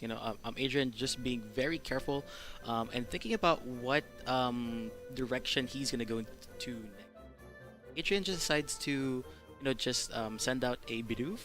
And, just to make sure, to get that consistency card, even with that rollout attack, he could possibly dish out 30 damage, but I'm pretty sure he's going to set that up for a Bibarel the next turn, which will basically allow him to continuously draw up to 5 cards into his hand for every single turn.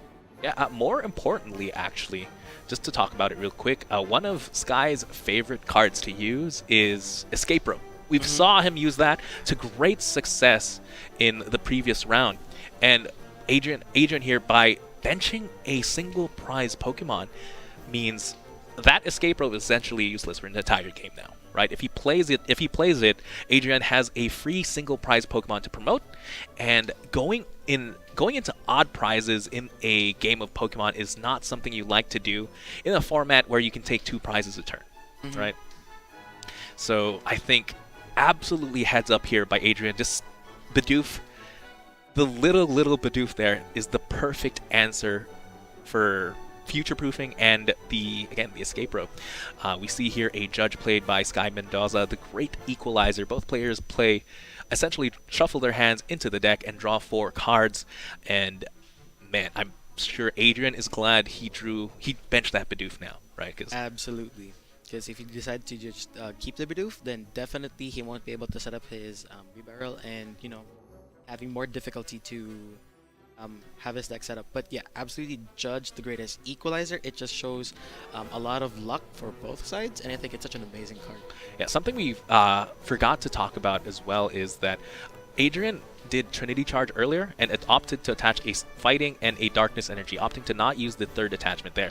Okay, let's see here if Sky can get an Arceus V-Star powered up. We see, I believe that was a Dark Energy attached to the Arceus. That means no DTE quite yet.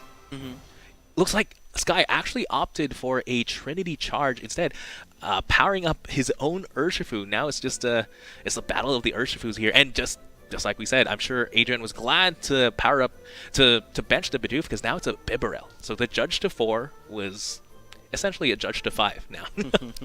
Absolutely, and with Sky just swapping in the energies, 3 energies to the Rapid Strike Urshifu V, definitely setting it up for other attacks, or possibly even evolve it in the following turn and dishing out 120 for 2, possibly claiming up a lot of prize cards. Yes, I mean, the Bibarel on the bench does only have 120 HP and is weak to fighting, just in case that matters. Yeah, but we see here Adrian going for the Ultra Ball, getting his hand to 0. That means that Bibarel is getting the full draw 5, but more importantly, getting the Arceus V-Star in play. So I believe Adrian has access to anything he wants at this point. It's just a matter of what's he going to play. Yeah, absolutely. With the perfect 5-card draw, he's really making use of the illustrious Incissor's ability of Bibarel. Let's see if he decides to attack with the Arceus. He could opt to attack with the Urshifu. But yeah, again, the sky's the limit here. And he goes for the V-Star ability. And honestly, I cannot guess what he's trying to get. But again, no one knows better than Adrian. No one knows how to better play his deck than Adrian. And let's see what he opts to find here. Again, sky's the limit. He goes for a boss. He could go for the boss. He could go for the Choice Belt Zigzagoon, potentially take a knockout on the active. Could go for a VMAX retreat and knock out the active. Looks like he's going the Choice Belt and the boss orders. Absolutely huge there. Arceus is doing... There we go with the Zigzagoon. So Zigzagoon, such a important card for his deck. Zigzagoon's ability basically does 10 damage once it's placed from the hand to the bench to any of his Pokemon. And with the Arceus V-Star's Trinity Nova attack, even though there is a double turbo energy with a -20, he was able to do a perfect 210, giving the knockout to the Rapid Strike Urshifu V. Yes, I think that was an absolutely huge turn there. Not only does Adrian get ahead in the prize race, he also takes out the main threat to his Arceus V-Star. I think here there's no way really for Sky to take a knockout on the V-Star. That means Sky is looking for a way to attack something on the bench. Potentially, if Sky could also take out an Urshifu VMAX on Adrian's side of the field, that may even out the playing field here.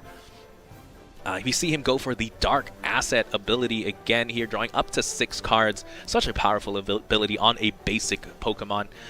Let's see what he finds. Again, he still has access to his V-Star ability. We haven't seen the Arceus V-Star hit the field yet for Sky here. And with the Ultra Ball, he might do just that.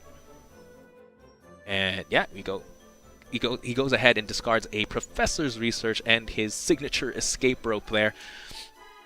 Again, searching through his deck just to make sure what other resources availability he has at his disposal. And again, he places down the Arceus V-Star, and we are potentially going to see the ability, the Starbirth ability, again to search for any 2 cards. Such a powerful ability, just to make sure that he gets to get the cards he needs in order for him to think about a future strategy on how to counter Adrian's previous attack. Let's see what he decides to grab here. Again, sky's the limit. 2 cards, any card you want from your deck. It has to be something that puts him in a better position here. We'll have to see. Again, just goes to show how powerful this Starbirth ability is. It essentially is the only V-Star ability played in this tournament. Absolutely, the Starbirth ability is definitely, sky's the limit for Sky Mendoza for Starbirth. Alrighty, let's see what he decides to grab. If I had to guess, maybe just an energy and a boss, right? We see that there's only 2 dark energy attached to that Arceus. That means it's doing the full amount of damage. No Zigzagoon required there. All he needs is an energy attachment for a turn. And again, it's the perfect energy. Of course, you can get the perfect energy when you can search anything in your deck. Finds his own Bidoof there. Absolutely big. And if I had to guess, we're about to see a boss's orders. And drops a second Arceus there. Something extra that Adrian doesn't have quite yet. Goes for the Dire Flame Wings. Again, that Moltres essentially powered itself up. Both energies attached there were due to its ability, and we're going to have to see it free retreat there on the Crobat thanks to the Air Balloon. Thinking about which Pokemon to promote, and he decides to go with Arceus. And he's thinking about what to do next. Yes, yeah, we have to guess. It is that boss's orders onto the Urshifu. Again, just evening out the playing field here. I didn't get to play my Urshifu. You don't get to play yours. But something of note we forgot to talk about. There's a big charm. Big charm, yeah. There's a big charm on that Urshifu. Something I didn't notice there, and that means that Urshifu is surviving this turn. Absolutely, he gets to survive that turn, and you know, it's basically a very, very big game changer because, of course, with the Arceus V-Star Trinity Nova dealing 230 damage, we thought that it's gonna be an easy knockout for Sky. However, with a big charm in place, definitely the Urshifu still has skin in the game. Yes, I mean, Urshifu has 20 HP left. But that 20 HP, again, might as well be an infinite amount of HP because it gets to attack another turn, right? Absolutely. And not only that, it's gonna attack into an Arceus V-Star for knockout. You know, it's hitting for weakness.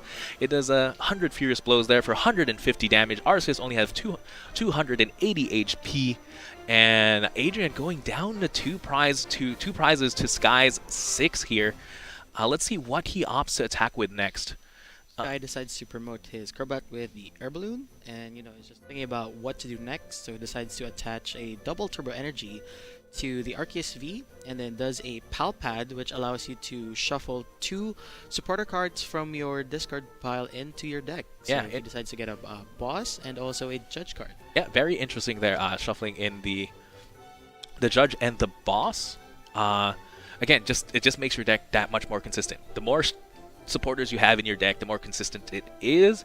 The judge here probably less effective thanks to the Bibarel, but still a very powerful card. Opts to retreat here to the Arceus. Does he have the V-Star though? Looks like he's actually Arceus. This is the first time we've seen this attack. The Arceus does have a second attack here for 3 colors energy, just hitting for 130. That is enough to take the knockout, and we see here a boss's orders from Adrian's side of the field. And with that taking knockout on the Crobat, Adrian takes the first game here of this match against Sky Mendoza. He is 1 game away from winning this entire tournament, from getting the World's Invite. And that World's Invite with the Travel Awards, which is absolutely huge. You can probably feel the pressure here on Adrian and Sky, right? I couldn't agree with you more. And you know, even though Adrian is such an amazing player, let's also take note. Sky is very strategic when it comes to his plays, as we saw in his previous game, right? And definitely, you know, Sky has the opportunity to make a comeback, especially he will basically decide who goes first. Yep. And it's most probably that Sky will decide that he would go first so that he could set up his Arceus and the rest of his deck. Yeah, if you probably guessed right there. But yeah, again, it's so much pressure onto this game. It's a matter of who can set up. I think here Adrian was a little bit more set up just because he had his Bibarel a little bit earlier. And again, just being able to get that knockout very early. Getting that first knockout was absolutely huge, especially on the Urshifu. Let's see if he can recreate that in this game, or can Sky tie up the series to bring us to a Game 3 here. Yep, looks like Adrian does find his basic Pokemon. Let's see what Sky gets. And again, either way, I just want to reiterate, both these players are champions in their own right. Absolutely. Yes, both players technically at rank 1 at the moment, just playing for first. And I have to say, yes, we've only played 3 games today, but it has been a very long journey for both these players, having to even just qualify to the Pokemon Championship Philippines is such a tough series of tournaments in itself. And then not only that, making it into the top 8, that much harder. And looks like here we do see both players set up. I believe Sky is first here. He opens up Urshifu V against Adrian's Arceus V. He does get the a choice belt attached to that Urshifu and goes for the Ultra Ball here. Let's see what he opts to find. Again, Ultra Ball discarding 2 cards. You can find any Pokemon in the deck. He could find his Arceus here to bench, or maybe if he needs more cards, he could grab that Crobat there. And yeah, we'll have to see here. He does grab the Crobat and goes for the Palpat just to shuffle back in that one Marnie that was discarded earlier, just playing down his hand to get more use of the Dark Asset ability here. The Palpad, Sky has been utilizing that for, previous games right now, and it has been proven to be very useful because he has been able to retrieve amazing cards such as Boss's Orders, Judge, which he's been using to a huge extent, which has been proven useful. And like right now, he uses a Quick Ball, which basically you have to discard any other card and then search your deck for a basic Pokemon, and he decides to bench down an Arceus V. Yes, again, Arceus V, the crux of the deck, the crux to literally 6 decks here in the top 8. And again, sometimes all you need is that Arceus V energy attachment for a turn, and you can't ask for more for your turn 1. But maybe a Bidoof, just like Adrian here. Absolutely. Both players are just thinking about setting up their Pokemons in order for them to dish out the attacks or get the resources that they need for the following turns. Yes.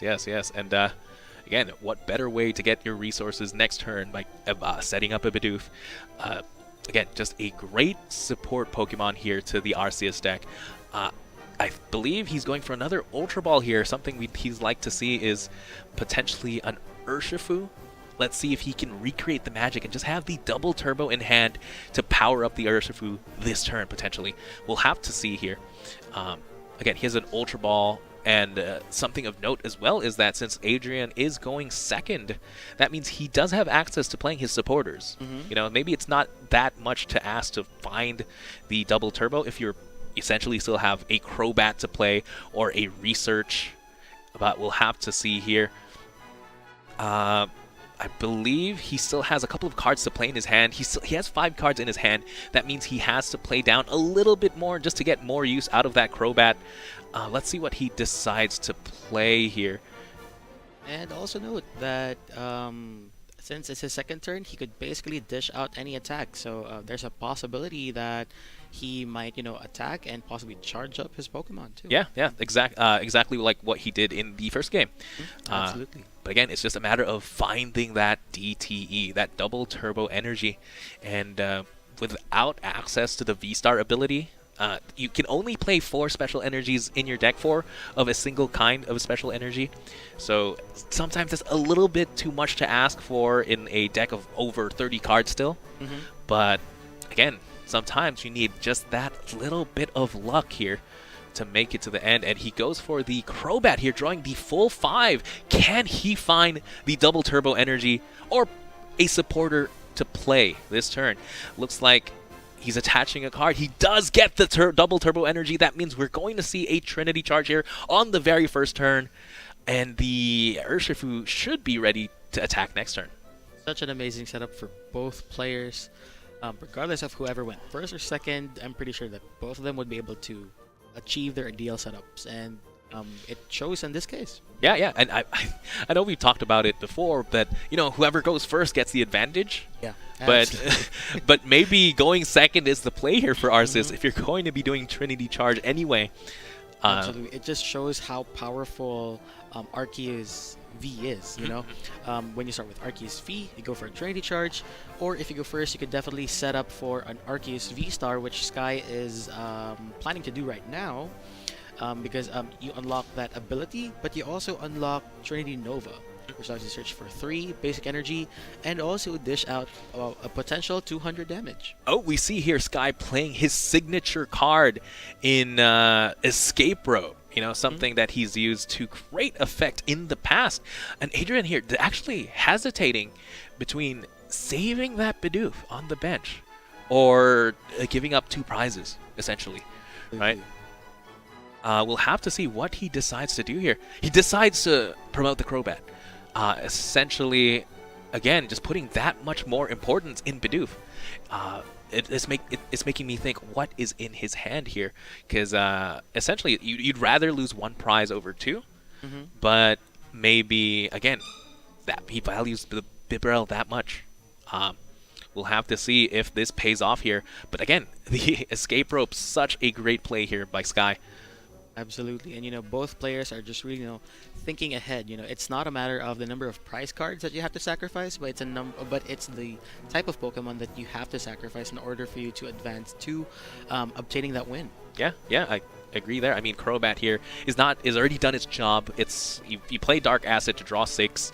I don't think you can still potentially attack with it if it goes into the VMAX, but maybe that's not something you want to do in this matchup, especially since it's weak to fighting. And yeah, maybe he doesn't quite need it anymore versus he could still use the Bibarel next turn, especially because we've seen Sky have Judge. He plays Judge, and that's maybe without the Bibarel, maybe that's something that's a little bit too hard to get out of. And all right, we see here Sky playing a second Crobat V, drawing the full 6 here. Essentially, kind of like a supporter, and we'll have to see. He hasn't played a supporter just yet. He has used his V-Star ability, though. And there we go with an Ultra Ball. He decides to discard a Darkness Energy, which may prove to become useful in the next few turns. Yeah, especially if that Ultra Ball is finding a certain Galarian bird. But we'll have to see if that's what he decides to set up, or honestly, a second Urshifu could work out as well. We'll have to see here what he decides to grab. Again, he's going to be attacking with Trinity Nova this turn, because that should be enough to take a knockout on the Crobat. Crobat only having 180 HP. Looks like wrong in both cases. He's opting to find a Bidoof. Nothing beats a very consistent card. Yes. And everybody loves Bidoof. Adrian loves it. Sky loves it. I love it. And how about you, Mancho? I absolutely love it. And it looks like he has the Bidoof and the second Urshifu anyway. And yeah, it's very, very interesting to see people choose a card like Bidoof over a very powerful Pokemon V, right? Like, he could have gotten Galarian Moltres V, could have gotten maybe a second Arceus, but no. Bidoof is key. Yeah, and that's exactly what he grabs. And more importantly, he grabs the first 2 prizes of this game, and it now goes to Adrian's side. He doesn't play anything else. He just goes for the 100 Furious Blows, attacking with the Urshifu V. That makes me think, again, he doesn't have that much in his hand. That's why he very much prioritized having that Bidoof, right? Bidoof is a way out. It makes an Ultra Ball active, or just getting the Bibarel to be able to draw more cards. And something of note, too, he hasn't used his V-Star ability just yet. Yeah. And we'll have to see here now how Sky answers the Urshifu. I don't think there's a way to get a knockout on the active Urshifu V. Not at the moment. Yeah. And there we go. So Sky attaches a air balloon, so allowing the Crobat to have a free retreat, and Sky would just be basically, will be playing Marnie. So both players will be shuffling.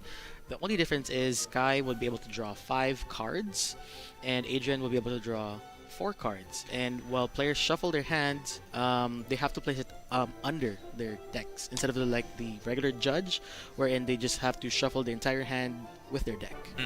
I actually don't mind. If I was in Adrian's shoes, I don't think I would have minded that play at all, since we know for a fact 4 of his 4 cards in his hand were not active cards, right? He didn't play anything in the previous turn, and now he has a fresh hand of 4. Yes, he had a hand of 6 because of drawing 2 extra prizes, and maybe that's exactly what Sky was afraid of. But we'll have to see now if these 4 cards are a little bit better for Adrian here. And let's see if he can... Sky was able to play an Evolution Incense, which basically allows him to search for any Evolution card. So he could search for a Rapid Striker Shifu VMAX or a Bibarel, in which case he decides to go for the VMAX, which allows him for another possibility of selecting one of two moves. It's either he does 150 when Crobat retreats, or he basically does 122. Yes, yes. Very Both amazing. great attacks. Again, Gale Thrust, when this Pokemon becomes the active Pokemon, it does 150 damage, like you said, or the Gmax Rapid Flow. But that requires 3 energy, which the Urshifu doesn't quite have just yet. So it's doing 180 damage thanks to the Joy's Belt, but that means the Urshifu on Adrian's side of field does survive this turn. And this is the pivotal turn here for Adrian. If he can take a knockout this turn, he'll be ahead in the price raise. We do see Sky has 2 Crobats. Those are essentially targets, right? If Adrian could go boss, it's game. Absolutely. And if Adrian has that advantage, so does Sky. Because as you can see in the current field of the game right now, he would just basically need a boss and energy. He can just pull out the Arceus. That is true. That is true. The active Urshifu does have 180 damage on it, leaving it with 40 HP. Again, very, very. I think Sky is definitely setting himself up to win the next turn. Adrian potentially might have to try and evolve his own Urshifu to try and get out of that situation. Absolutely. But we'll have to see what he does here, and if he can draw into it. Looks like he does. Adrian just loves Bidoof that much, he gets a second one. And he just opts to go for the 100 Furious Blows again for 150 damage to the active. Let's see if Sky here can get the win. Again, Bibarel definitely would help out. Let's see if he can play one down. If he doesn't have the bosses yet, that's one way to get one. Again, just the Urshifu VMAX putting in so much pressure here. Right. Definitely setting up his second Urshifu right now. Yes. He probably, if he doesn't get the boss this turn, he probably does want to retreat the active one. Because again, you don't want to give away 3 prizes. Or he just opts to attack here, going down to 2. So I get here, Adrian how can Adrian respond here? He essentially just can't. It looks like, again, Adrian's hand was a little just, there was no active cards, right? We saw he never even got to use his V-Star ability. Yeah. That means he had no access at all to an Arceus V-Star, or the Bidoofs actually never evolved as well. That could definitely help him get out of it. And yeah, it just goes to show how powerful of a card Marnie is, right? And what I liked about that game as well, we got to see Sky use his signature escape rope to full advantage and essentially tying up this game 1-1. That means we are exactly one game away before crowning the winner for the Pokemon Championships Philippine, and it's either going to be Adrian Acuzar or Sky Mendoza. And absolutely. And both players would be able to represent the Philippines well, and besides, both of these players, regardless of whoever wins, already receives that World's Invite. Yes, they're both already going to get that World's Invite. They're both representing the Philippines, and I could not think of better players to represent us. Absolutely. And with amazing players comes these great strategies, and I'm actually starting to rethink and reconsider the top choices for the decks. A lot of the highlight goes to Arceus, but upon observing how these two amazing players, these two top players in the Philippines compete, we should also think about Bibarel and Bidoof. Yeah. maybe there should be more Bibarel in the metagame. Most definitely, that is the underdog of the decks that we have here right now, and just proving that without that Bibarel, it could basically make or break the deck.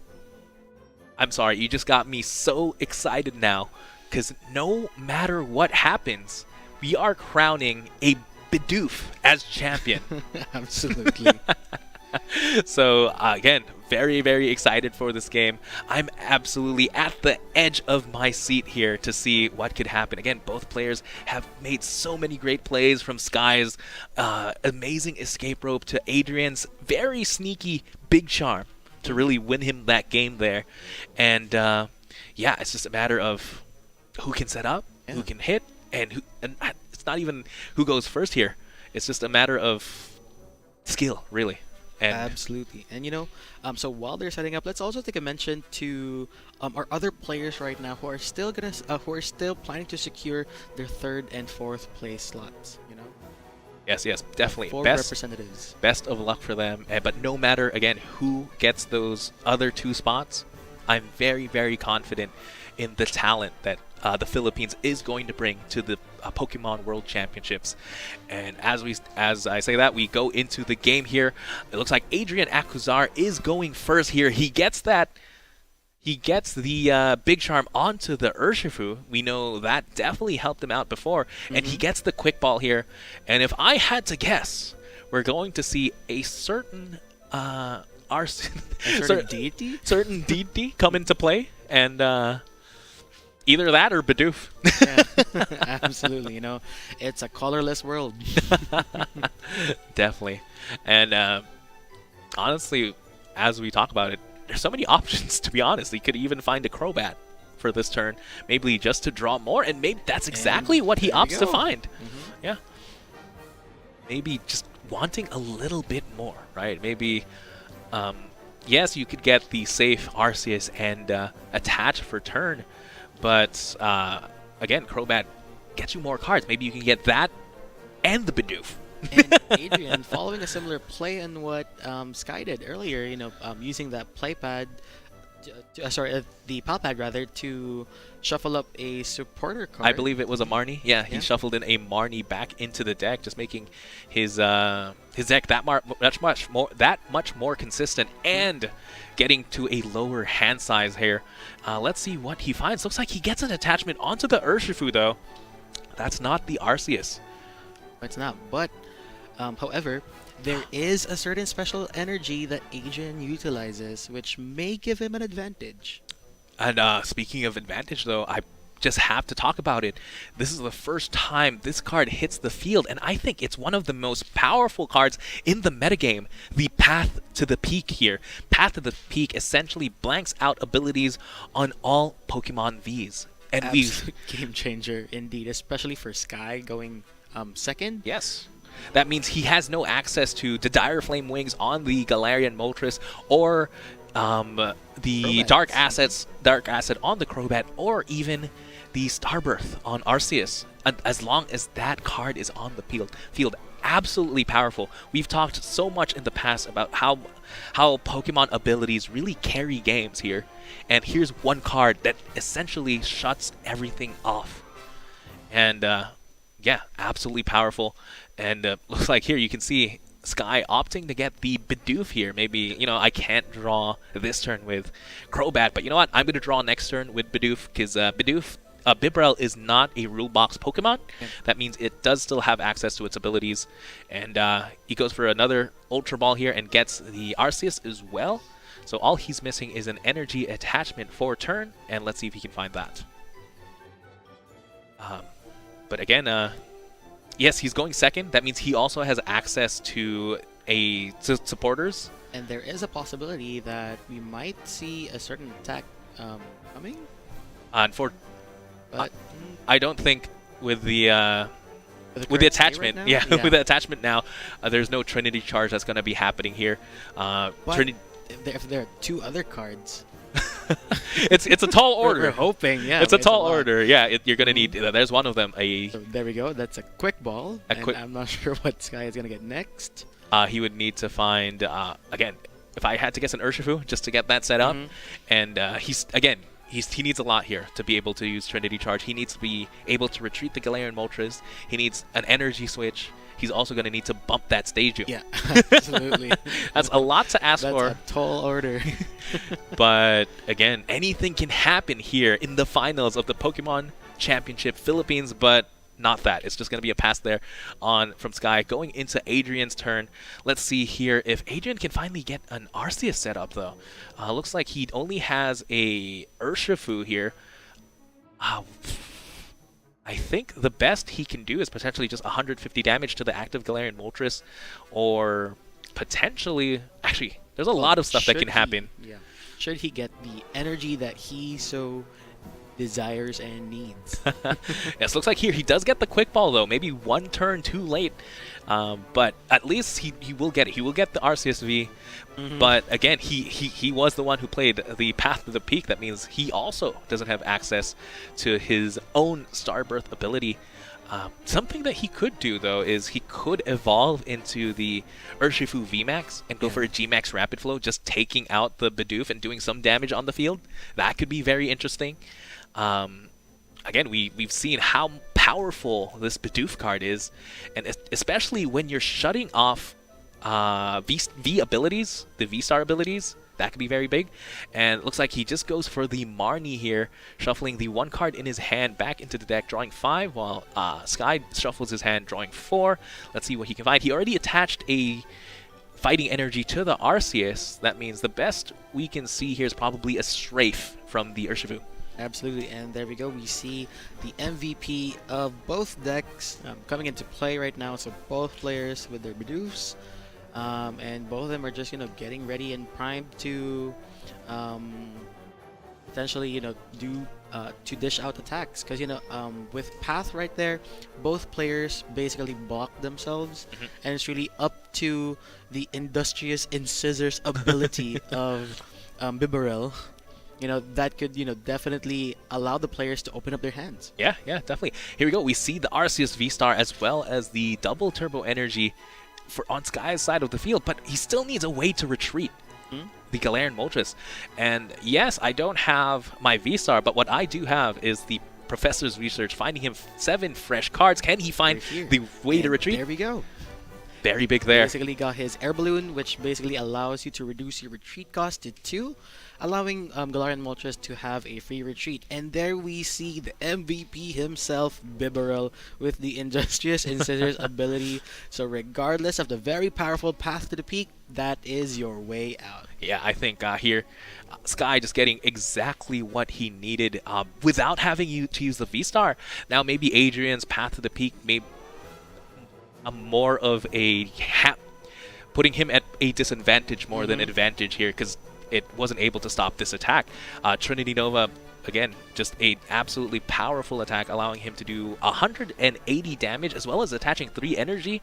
And if I had to guess, it's going on to that Urshifu. And now absolutely. And there is a possibility of dishing out a very, very deadly and devastating attack that could possibly lead out to 4 prize cards being taken the following turn. Or 3 if he opts to just take out the Bibarel, which I would not blame him. Or maybe even 2. If Adrian manages to put down a Bidoof and another Bibarel, he just might knock out both. Maybe. We know Adrian here is struggling a little bit. He has to find the double Turbo Energy naturally, right? Without the use of the V-Star ability, unless he bumps his own stadium, which I'm not quite sure if he has a second one. But yes, we'll have to see here. No, he only plays 3 Paths to the Peak, so that path is here to stay here. Absolutely. And for Sky, let's take a look.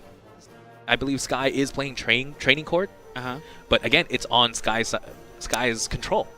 This Path to the Peak that is down on the field is actually helping me out. Absolutely. Why? So when Adrian started to say that, oh, okay, I'll probably play Path to the Peak to lock him up, but then, it might serve his downfall. Sky has the option to really target that MVP of his, the Bibarel, which basically inhibits him to, possibly draw out other cards. An interesting thing, too, is he can take 4 prizes off an Arceus. Like we see Adrian benching a second Arceus in play, and since that is weak to fighting, if it goes into the active, that means that's 2 Arceuses potentially getting knocked out. We see a Marnie here.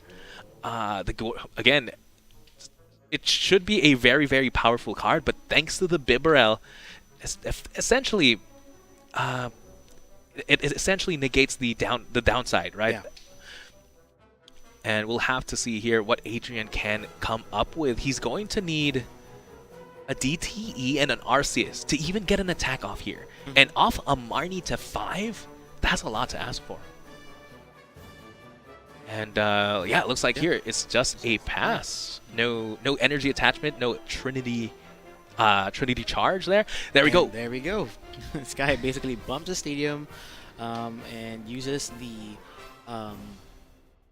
V-Star ability of Arceus V-Star, just really search out any other 2 cards. Literally, sky's the limit. Sky Mendoza, sky's the limit. Yeah. And if I had to guess, it's going to be the boss's orders. Yes, I'm going to bump the stadium, right? I'm going to bump the stadium. But if I can take out both the Arceuses, that you're still not going to be able to use your V-Star attack. And but we'll have to see what else he decides to find. But either way, I think Sky is in a great position here. Again, but we'll have to see. Maybe he goes for the escape rope, his signature card, just to get out of the active. And yeah. But yeah, again, we just have to wait for the play here. But going up 4 prizes is going to be pretty good, especially in the final game. And that means he's essentially 1 attack away from becoming champion if he gets 4 prizes here. He hasn't done it quite yet, but something of note as well is that he can Dire Flame Wings. He hasn't been able to do that just yet because of the Path to the Peak. It looks like he opts to pay the retreat cost for Arceus there, and goes for the boss's orders on the bench. Arceus without the damage. Again, Arceus is weak to fighting. Rapid Strike Urshifu VMAX has the attack G-Max Rapid Flow, able to do 120 damage to 2 Pokemon. And if you do it in the active, you're hitting for weakness as well. That's going to be a very devastating 240. And of course, since Sky can basically select any other Pokemon on the bench, but I'm thinking that he might choose to, take out both Arceuses, because of course the Arceus in the bench right now has damage counters, and it is enough to receive that knockout. Yes, essentially going up 4 prizes potentially, but we'll have to see. Again, maybe he could still take a knockout on that Bibarel there. Absolutely. But yeah, an interesting play here is you noticed earlier, Sky opted to manually retreat the Arceus V-Star. He had access to literally anything in his deck. He could have found himself his own switch card, but he opted to manually retreat the Arceus V-Star in order to get rid of the double turbo energy and get rid of the -20. Maybe he's setting himself up for the Arceus to do 230 damage potentially, and that could definitely be very, very big here. And yeah, there we go. We see another Dire Flame, the first Dire Flame Wings of this match, of this game. And yeah, there we go. G-Max Rapid Flow. Discarding your all of the energy attached to Rapid Strike Urshifu VMAX, so basically does 240 for the active because of weakness, and then 120 to the bench, which basically allows this guy to take up 4 prize cards in 1 attack. Yes, a very costly attack though. Essentially, Sky had to discard all 3 basic energy that was attached to the Urshifu, but I think it's going to pay off. Taking 4 prizes in this game, absolutely huge. And more importantly, taking out Adrian's access to the Starbirth ability. Now it's up to, let's see how he can respond here. He opts to VMAX both the Urshifu and the Crobat. Again, at this point, it doesn't quite matter having the Crobat in play with 3 prizes, and Sky is down to 2. Either way, if that Crobat goes down, it is the game. So he's just playing it down there. Could come in handy, potentially.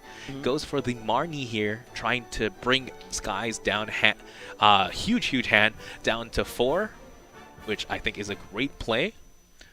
And we'll see it again. I believe all Sky needs here is a way to switch, and energy, and a boss. Okay, that's a lot to ask for, but there's a Bibarel. Oh, and there we go. So that's the first time we are seeing Adrian utilize the Rapid Strike energy, which basically allows you to have 2 energy to either fighting or water type energy attached to one of her Rapid Strike Pokemon. So basically allowing him to dish out attacks more quicker. Yeah, it's like a much more powerful double turbo energy on a for the Rapid Strike cards. Here we see Sky going for the Professor's Research. That means Adrian potentially still has one more turn. Oh, also nothing in Adrian's side of the field can get knocked out by the Arceus.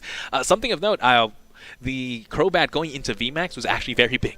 That means it is not a boss target for an Arceus. Definitely a smart and very strategic move on Adrian's part to evolve it to the Crobat VMAX, you know. Yeah. We'll have to see here now if Sky even has an attack this turn. The Urshifu in the active has no energy. Goes for the switch here. And that is game. And such an amazing game for both players. You know, I'm pretty sure Sky is very much elated that, you know, he won. Yeah, he is possibly over the moon here that he is the winner of the Pokemon Championship Philippines. And I think it could not have gone to a better player. Again, we saw all of Sky's masterful plays, the perfect energy attachments. And again, this turn, he was just able to set up absolutely perfectly. But again, we can't discount how great of a player Adrian Alcazar was. Absolutely. And again, just either way, look, you see there, Sky just absolutely over the moon. And yeah, I'm so excited for both these players to represent the Philippines and really show their stuff, you know, show them that we, in an international stage, that the Philippines means something here. And and yes, again, first place and second place, essentially the same deck, potentially, which was very funny. Again, both players making the right meta call. If it's going to be a field full of Arceuses, why not play Urshifu? Yeah, and an amazing field of players, especially for whoever is going to be the rest of the top four. So obviously Adrian would take second place, which basically makes him a very, very strong contender. And we hope to see all of our players, you know, compete in the Worlds, because, you know, it's about high time for the Filipino community to be, you know, recognized that much, and, you know, just show how powerful and how amazing this community is. Yes, exactly. And again, I believe we have the right caliber of players to really represent us. And again, I'm so excited for the future of the Pokemon here in the Philippines, especially when we have Pokemon masters like Sky Mendoza and Adrian Alcazar and anyone in top 8, really. But yeah, again, just amazing plays. So many pivotal moments, I think, in that game. From the extra big charm on the Urshifu, essentially protecting it, to Sky's masterful use of the escape rope, getting the Bibarel down. I think we all know who the real champion of the game is, you know? Bibarel, a winner here in the Pokemon Championship Philippines. Absolutely. And, you know, industrious incisors definitely proved his worth. You know, both players were able to utilize it in a very masterful way. Yeah, again, we saw it when Sky was under Path of the Peak. No access at all to Starbirth. Who comes in clutch? The Bibarel to find everything Sky needs. And again, I think Adrian played it to the best of his ability. We saw him not really get an Arceus turn 1, and, you know, in his mind probably he was thinking, you know what, if I don't have access to Starbirth turn 2, you're not gonna have access to Starbirth turn 2. By playing that Path of the Peak, which is absolutely huge. And we were talking about as well, like, you know, Sky's never gonna bump it because it's so strong, but he opts to bump it at the perfect moment, you know, making that huge decision. And again, just great games by both these players. Yeah, I'm very, very excited to see who else made it into the top 4. Would love to know who else is going to make it to Worlds this year. And yeah, I mean, again, I cannot reiterate enough. We are in anyone in top 8 has the capability to do it. You know, regardless of whoever gets the 3rd and 4th slot, our top 8 players right now already proved to themselves during the qualifiers itself. Right? A lot of them dished out their decks, the same decks that they have used. Right? And they were able to successfully claim the win in their respective pots. So in it in itself, just to be here today It's such an amazing experience, and I'm pretty sure all of our players, are enjoying today's session, especially that they get to compete with the best of the best, who have competed in the qualifiers, and which basically proves that regardless of the positions here today, all of them are winners. 100%, 100%. And I think something we have to talk about as well is how good for the soul it is to finally play some Pokemon TCG in real life. Absolutely. Despite our situation the past couple of years really not allowing that, and being now we're able to finally shuffle our cards, play with our friends, and win some great prizes. Am I right? Again, top 4 in this tournament do get invitation to the Pokemon World Championship, the biggest stage in Pokemon, really. Representing the Philippines, no less. And the first place will get a travel award as well. So congratulations to Sky for that. That'd be amazing. I know. I'm very, very excited for them, and maybe a little bit jealous. But yeah, I'm very excited to see who else made it. I would, again. I know one thing for sure, it's going to be Arceus V-Star. Yeah, 100%. And just to give a track record of Sky Mendoza, this isn't his first rodeo in the Pokemon TCG.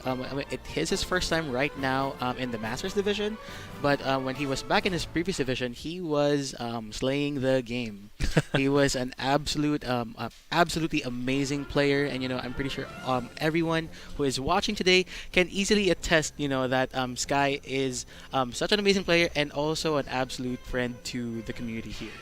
Yes, exactly. I think a great champion, right? Hallmarks of a great champion are just, again, he has the skill, and we both know him. He has the right attitude, right? He has the right attitude. And I'm so excited for him to really represent us in the Philippines as the best of the best as well, The Pokemon Championship Philippines, this was our very first time doing this. And again, he is going to be our first champion. But again, we're going to go ahead and take a quick break, but don't go anywhere because we're going to announce the top 4 players. Again, the top 4 players that are going to represent the Philippines in the Pokemon World Championships. So don't go anywhere. Pokemon Card. Decide who goes first in a game of scissors, paper, stone. Be a good sport and go and shake each other's hand. 60 cards in a deck, grab it and place it on the deck zone. Draw 7 cards per man, now baby that's your hand. So many types of cards in a Pokemon training card game. Pokemon cards and trainer cards and energy cards, they're not the same. Make sure you have your basic Pokemon card in your hand. Place it in the active spot, wait on the bench, think of a plan. Now take the first 6 cards of the deck, go on and set them aside for the prize. Now your prep is done, go and have some fun. Brace yourself, the battle starts in 3, 2, 1. If you're going first on your very first start, attack support cards are not allowed now. Attach energy to match your Pokemon's card. Your turn's done, it's their turn to go. Come the enemies to attack your Pokemon, now you must be ready whenever. Get it to the knocking out or you get knocked out. Now go get the witness now, whatever. The prize cards you get depends on the type of the Pokemon. Take 1 for a regular, take 2 if it's a Pokemon V. Take 3 cards if you get to beat a Pokemon V Max. If you take all prize cards, that means you win the game. Retreat to the bench if your Pokemon's about to get knocked out. Use items for the stadiums, don't give up and have no doubt. When Pokemon evolve, they get stronger in attack. Dynamax, Gigantamax, and the Eternal Eternamax. All your favorite Pokemon inside this very special deck. The combo deck utilizing abilities. Your favorite deck that you use first.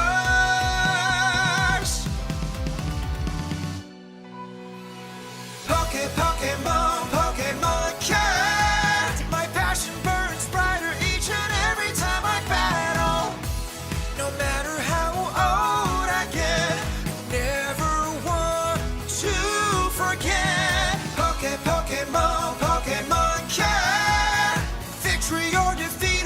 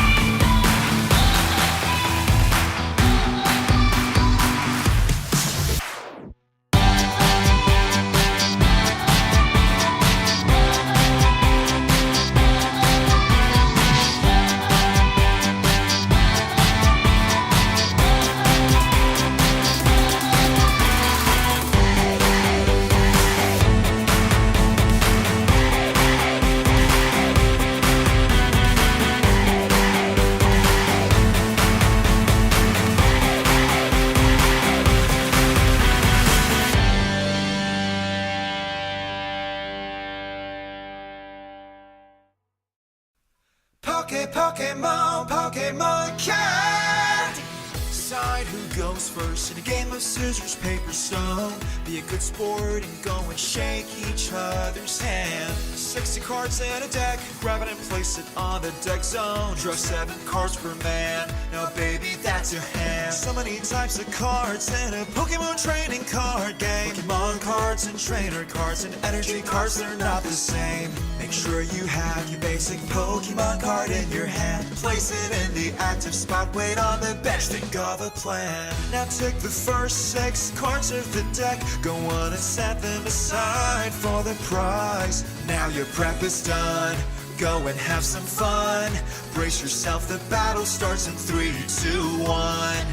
If you're going first on your very first start, attack support cards are not allowed now. Attach energy to match a Pokemon's card. Your turn's done, it's their turn to go. Come the enemies to attack your Pokemon. Now you must be ready whenever. Get it to the knocking out or you get knocked out. Now go get the witness now or never. The prize cards you get depends on the type of the Pokemon. Take 1 for a regular, take 2 if it's a Pokemon V. Take 3 cards if you get to beat a Pokemon V Max. If you take all prize cards, that means you win the game. Retreat to the bench if your Pokemon's about to get knocked out. Use items or to stadiums, don't give up and have no doubt. When Pokemon evolve, they get stronger in attack. Dynamax, Gigantamax, and the Eternal Eternamax. All your favorite Pokemon inside this very special deck.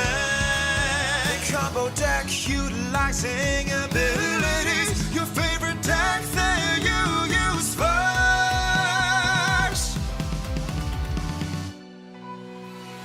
Pokemon, Pokemon cat. My passion burns brighter each and every time I battle. No matter how old I get, I never want to forget. Pokemon, Pokemon cat. Victory or defeat,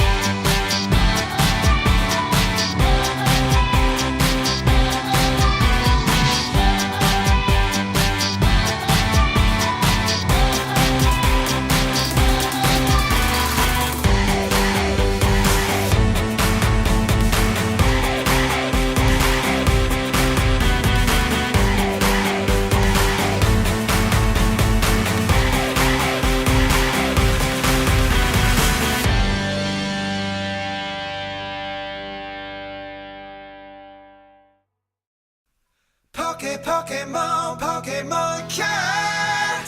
Decide who goes first in a game of scissors, paper, stone.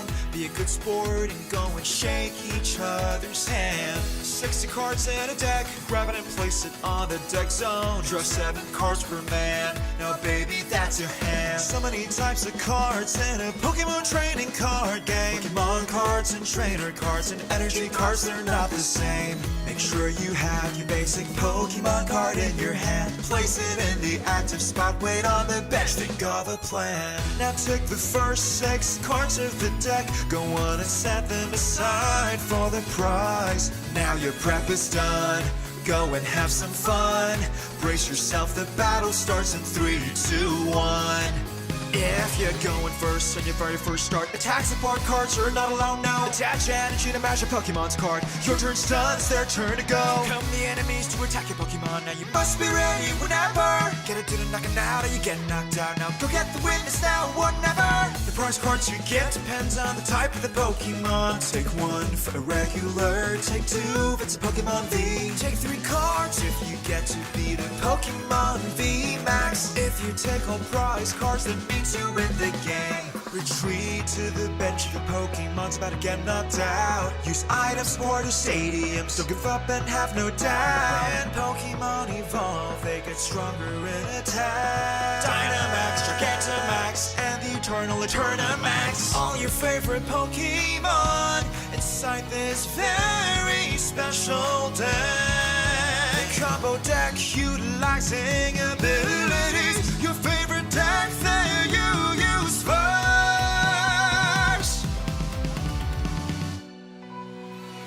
Pokemon, Pokemon card. My passion burns brighter each and every time I battle.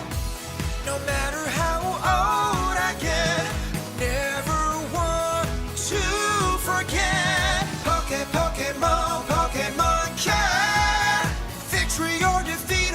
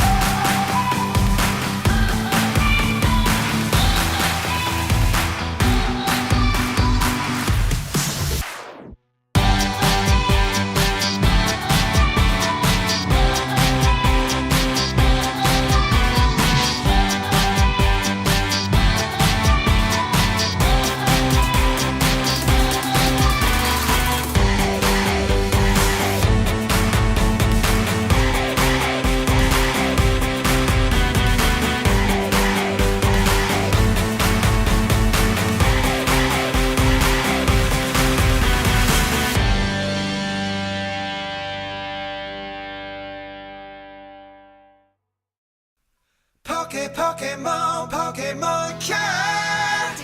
Decide who goes first in a game of scissors, paper, stone.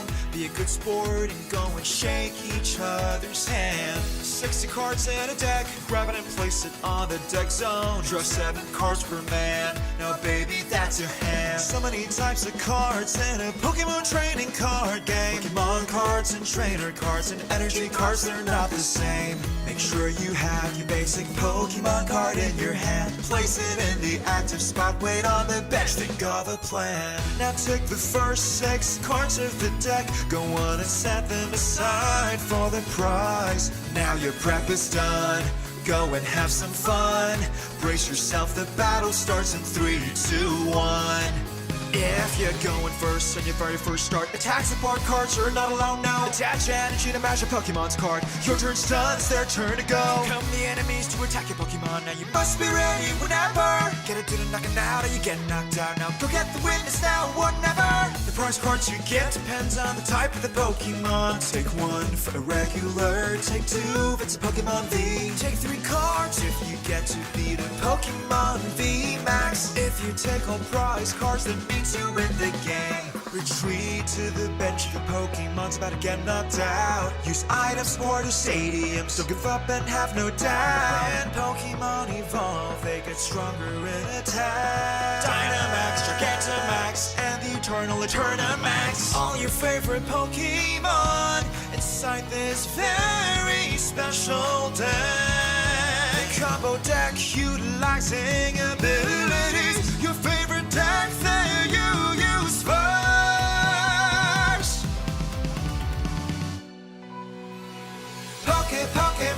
Pokemon Cat. My passion burns brighter each and every time I battle.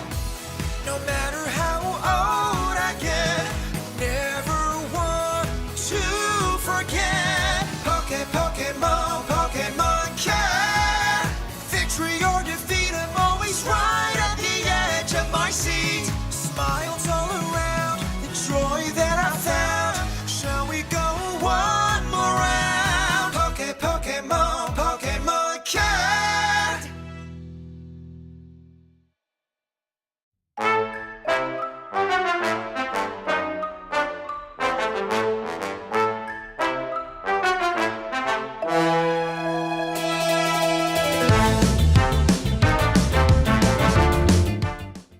Welcome back to the Pokemon Championship Philippines. What an amazing series of games that we just witnessed. Again, from the best of the best here in the Philippines. I'm so proud of each and every single player that made it here to the top 8. That is no mean feat. And of course, to our different champions who will be representing us in the Pokemon World Championships, the biggest stage for a Pokemon trading card game. And yeah, I'm so excited and so proud to be represented by these key people. And yes, but before that, how about we go ahead and check out the leaderboard before we present the winners? And yes, and of course, in first place, we have Christian Sky Mendoza. Second place, Adrian Gerard Acuzar. Third, Arwin Adriano. Fourth, JV Rosal. Fifth, Antonio Francisco. Sixth, Brian Veloria. Seventh, Bino Abwan. Eighth, Clyde Mack. Yes, again, such an amazing games from all these people. And again, an amazing top 8 from the highest caliber of player here in the Philippines. And yes, before that, of course, before we present the winners, there is someone we have to thank. A pillar of the Philippine community here, the head judge himself, Head Judge Philip, to present the prizes. Alrighty. And with that, for top 4. Oh, and yeah, with that, with top 4, we have JV Rosal.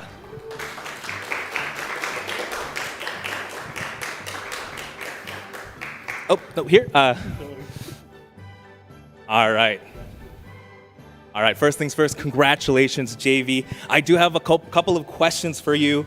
Can you tell us a little bit about yourself, JV? I'm JV. I'm a returning player. Though I returned last 2017.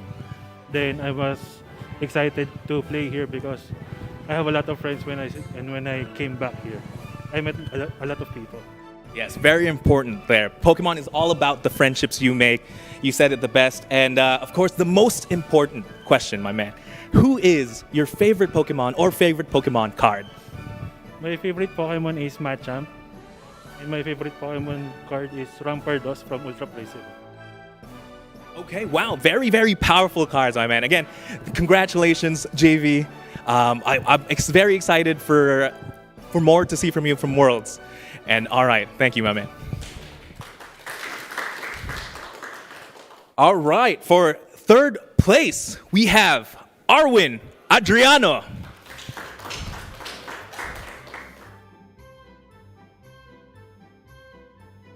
All right, first, again, congratulations, Arwin. What an amazing performance, my man. Just a couple of questions. Can you tell us a little bit about yourself and why you started playing the game? I'm Arwin. I'm one of the players from Cebu, so shout out to all the Cebuano players. I started playing the game, I think, a few years ago when I just, kind of got frustrated from my childhood. So once I got my own income, I bought my own card. So that's how I kind of started in, I think, after Primal Clash pre-release, that's when I started to play again. Very, very cool. Glad to have you back, my man. And of course, the most important question, what is your favorite Pokemon or favorite Pokemon card? I think my favorite Pokemon card right now is Arceus V-Star. I think that Starbirth ability is very powerful. So I think almost all of the decks today you've been using that card, so yeah, definitely one of my favorites. I'm sure so many people share Arceus V-Star as their favorite card, and it brought you to great success as well. Again, congratulations, my man. I'm very excited to see more from you, and I'm excited for you to rep us in Worlds. Alrighty. And of course, second place, we have Adrian Acuzar.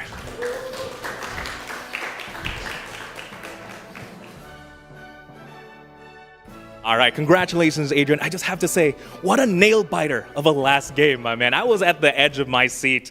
But yeah, just a couple of questions for you. Can you tell us a little bit about yourself and why you started playing the Pokemon card game? I'm Adrian Acuzar. I've been playing for more than a decade of Pokemon, and I'm very happy that I will represent Philippines for the Worlds. And thank you to all my friends who supported me, and for the judge and the one who hosts this event. All right. That's it. Cool, thank you, Adrian. And we're very excited for you to represent us in Worlds, my man. Couldn't think of any other better player. Last question, most important question. Who is your favorite Pokemon or what is your favorite card, my man? My favorite Pokemon is Rayquaza, and my favorite card as of now is Arceus V-Star. Because I'm seeing a trend here. I'm seeing a trend.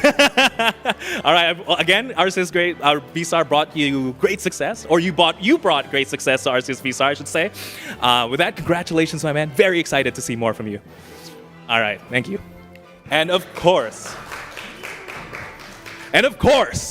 the winner of the Pokemon Championship Philippines, Sky Mendoza.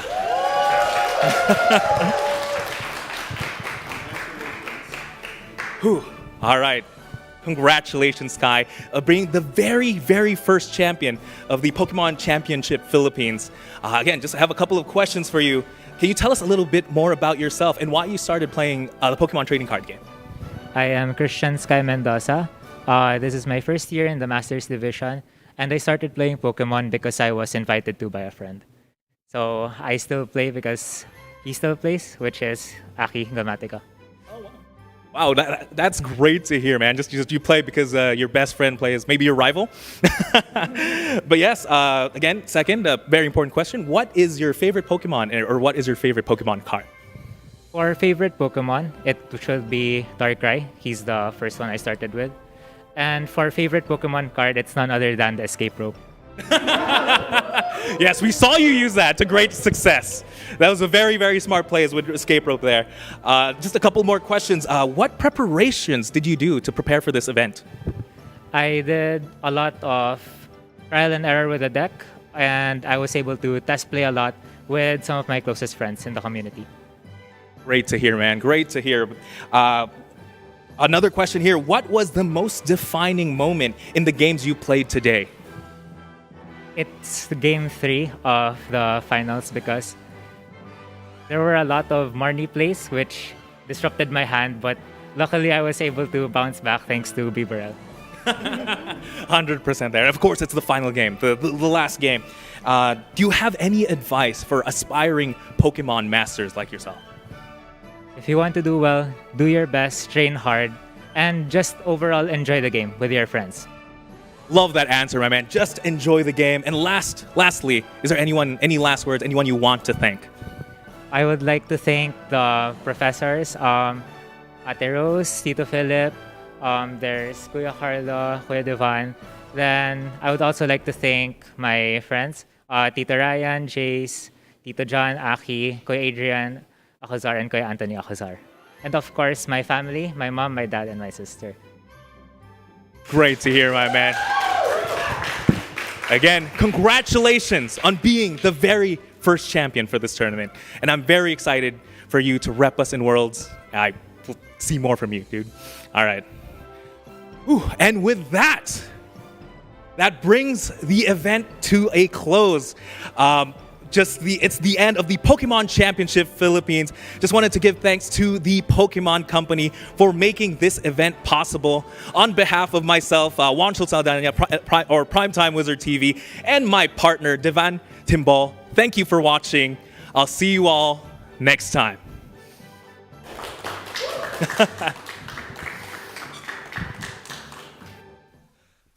Pokemon Card! Decide who goes first in a game of scissors, paper, stone. Be a good sport and go and shake each other's hand. 60 cards in a deck, grab it and place it on the deck zone. Draw 7 cards per man, now baby that's your hand. So many types of cards in a Pokemon training card game. Pokemon cards and trainer cards and energy cards, they're not the same. Make sure you have your basic Pokemon card in your hand. Place it in the active spot, wait on the bench, think of a plan. Now take the first 6 cards of the deck, go on and set them aside for the prize. Now your prep is done, go and have some fun. Brace yourself, the battle starts in 3, 2, 1.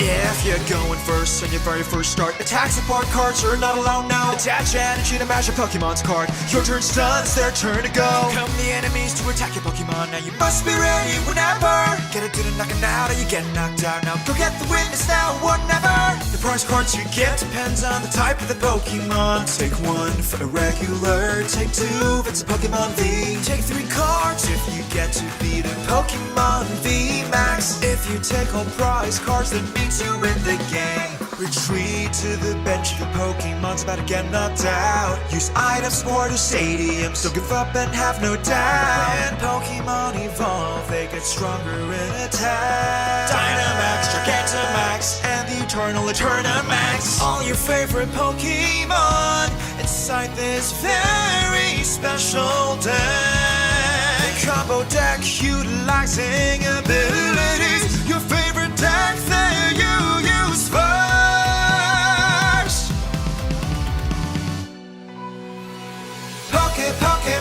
Pokemon Card. My passion burns brighter each and every time I battle.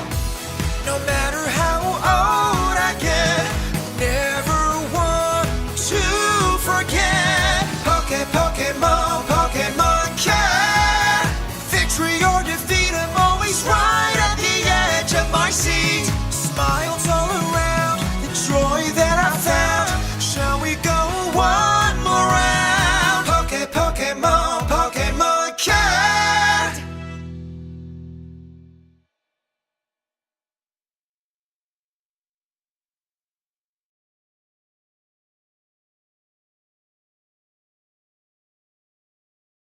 Pokemon card. Decide who goes first in a game of scissors, paper, stone. Be a good sport and go and shake each other's hand. 60 cards in a deck, grab it and place it on the deck zone. Draw 7 cards per man, now baby that's your hand. So many types of cards in a Pokemon training card game. Pokemon cards and trainer cards and energy cards, they're not the same. Make sure you have your basic Pokemon card in your hand. Place it in the active spot, wait on the bench, think of a plan. Now take the first 6 cards of the deck, go on and set them aside for the prize. Now your prep is done, go and have some fun. Brace yourself, the battle starts in 3, 2, 1. If you're going first on your very first start, attack support cards are not allowed now. Attach energy to match your Pokemon's card. Your turn's done, it's their turn to go. Come the enemies to attack your Pokemon. Now you must be ready whenever. Get it to the knocking out or you get knocked out. Now go get the witness now or never. The prize cards you get depends on the type of the Pokemon. Take 1 for a regular, take 2 if it's a Pokemon V. Take 3 cards if you get to beat a Pokemon V Max. If you take all prize cards, that means you win the game. Retreat to the bench if your Pokemon's about to get knocked out. Use items or to stadiums, don't give up and have no doubt. When Pokemon evolve, they get stronger in attack. Dynamax, Gigantamax, and the Eternal Eternamax. All your favorite Pokemon inside this very special deck. The combo deck utilizing abilities. Your favorite deck there you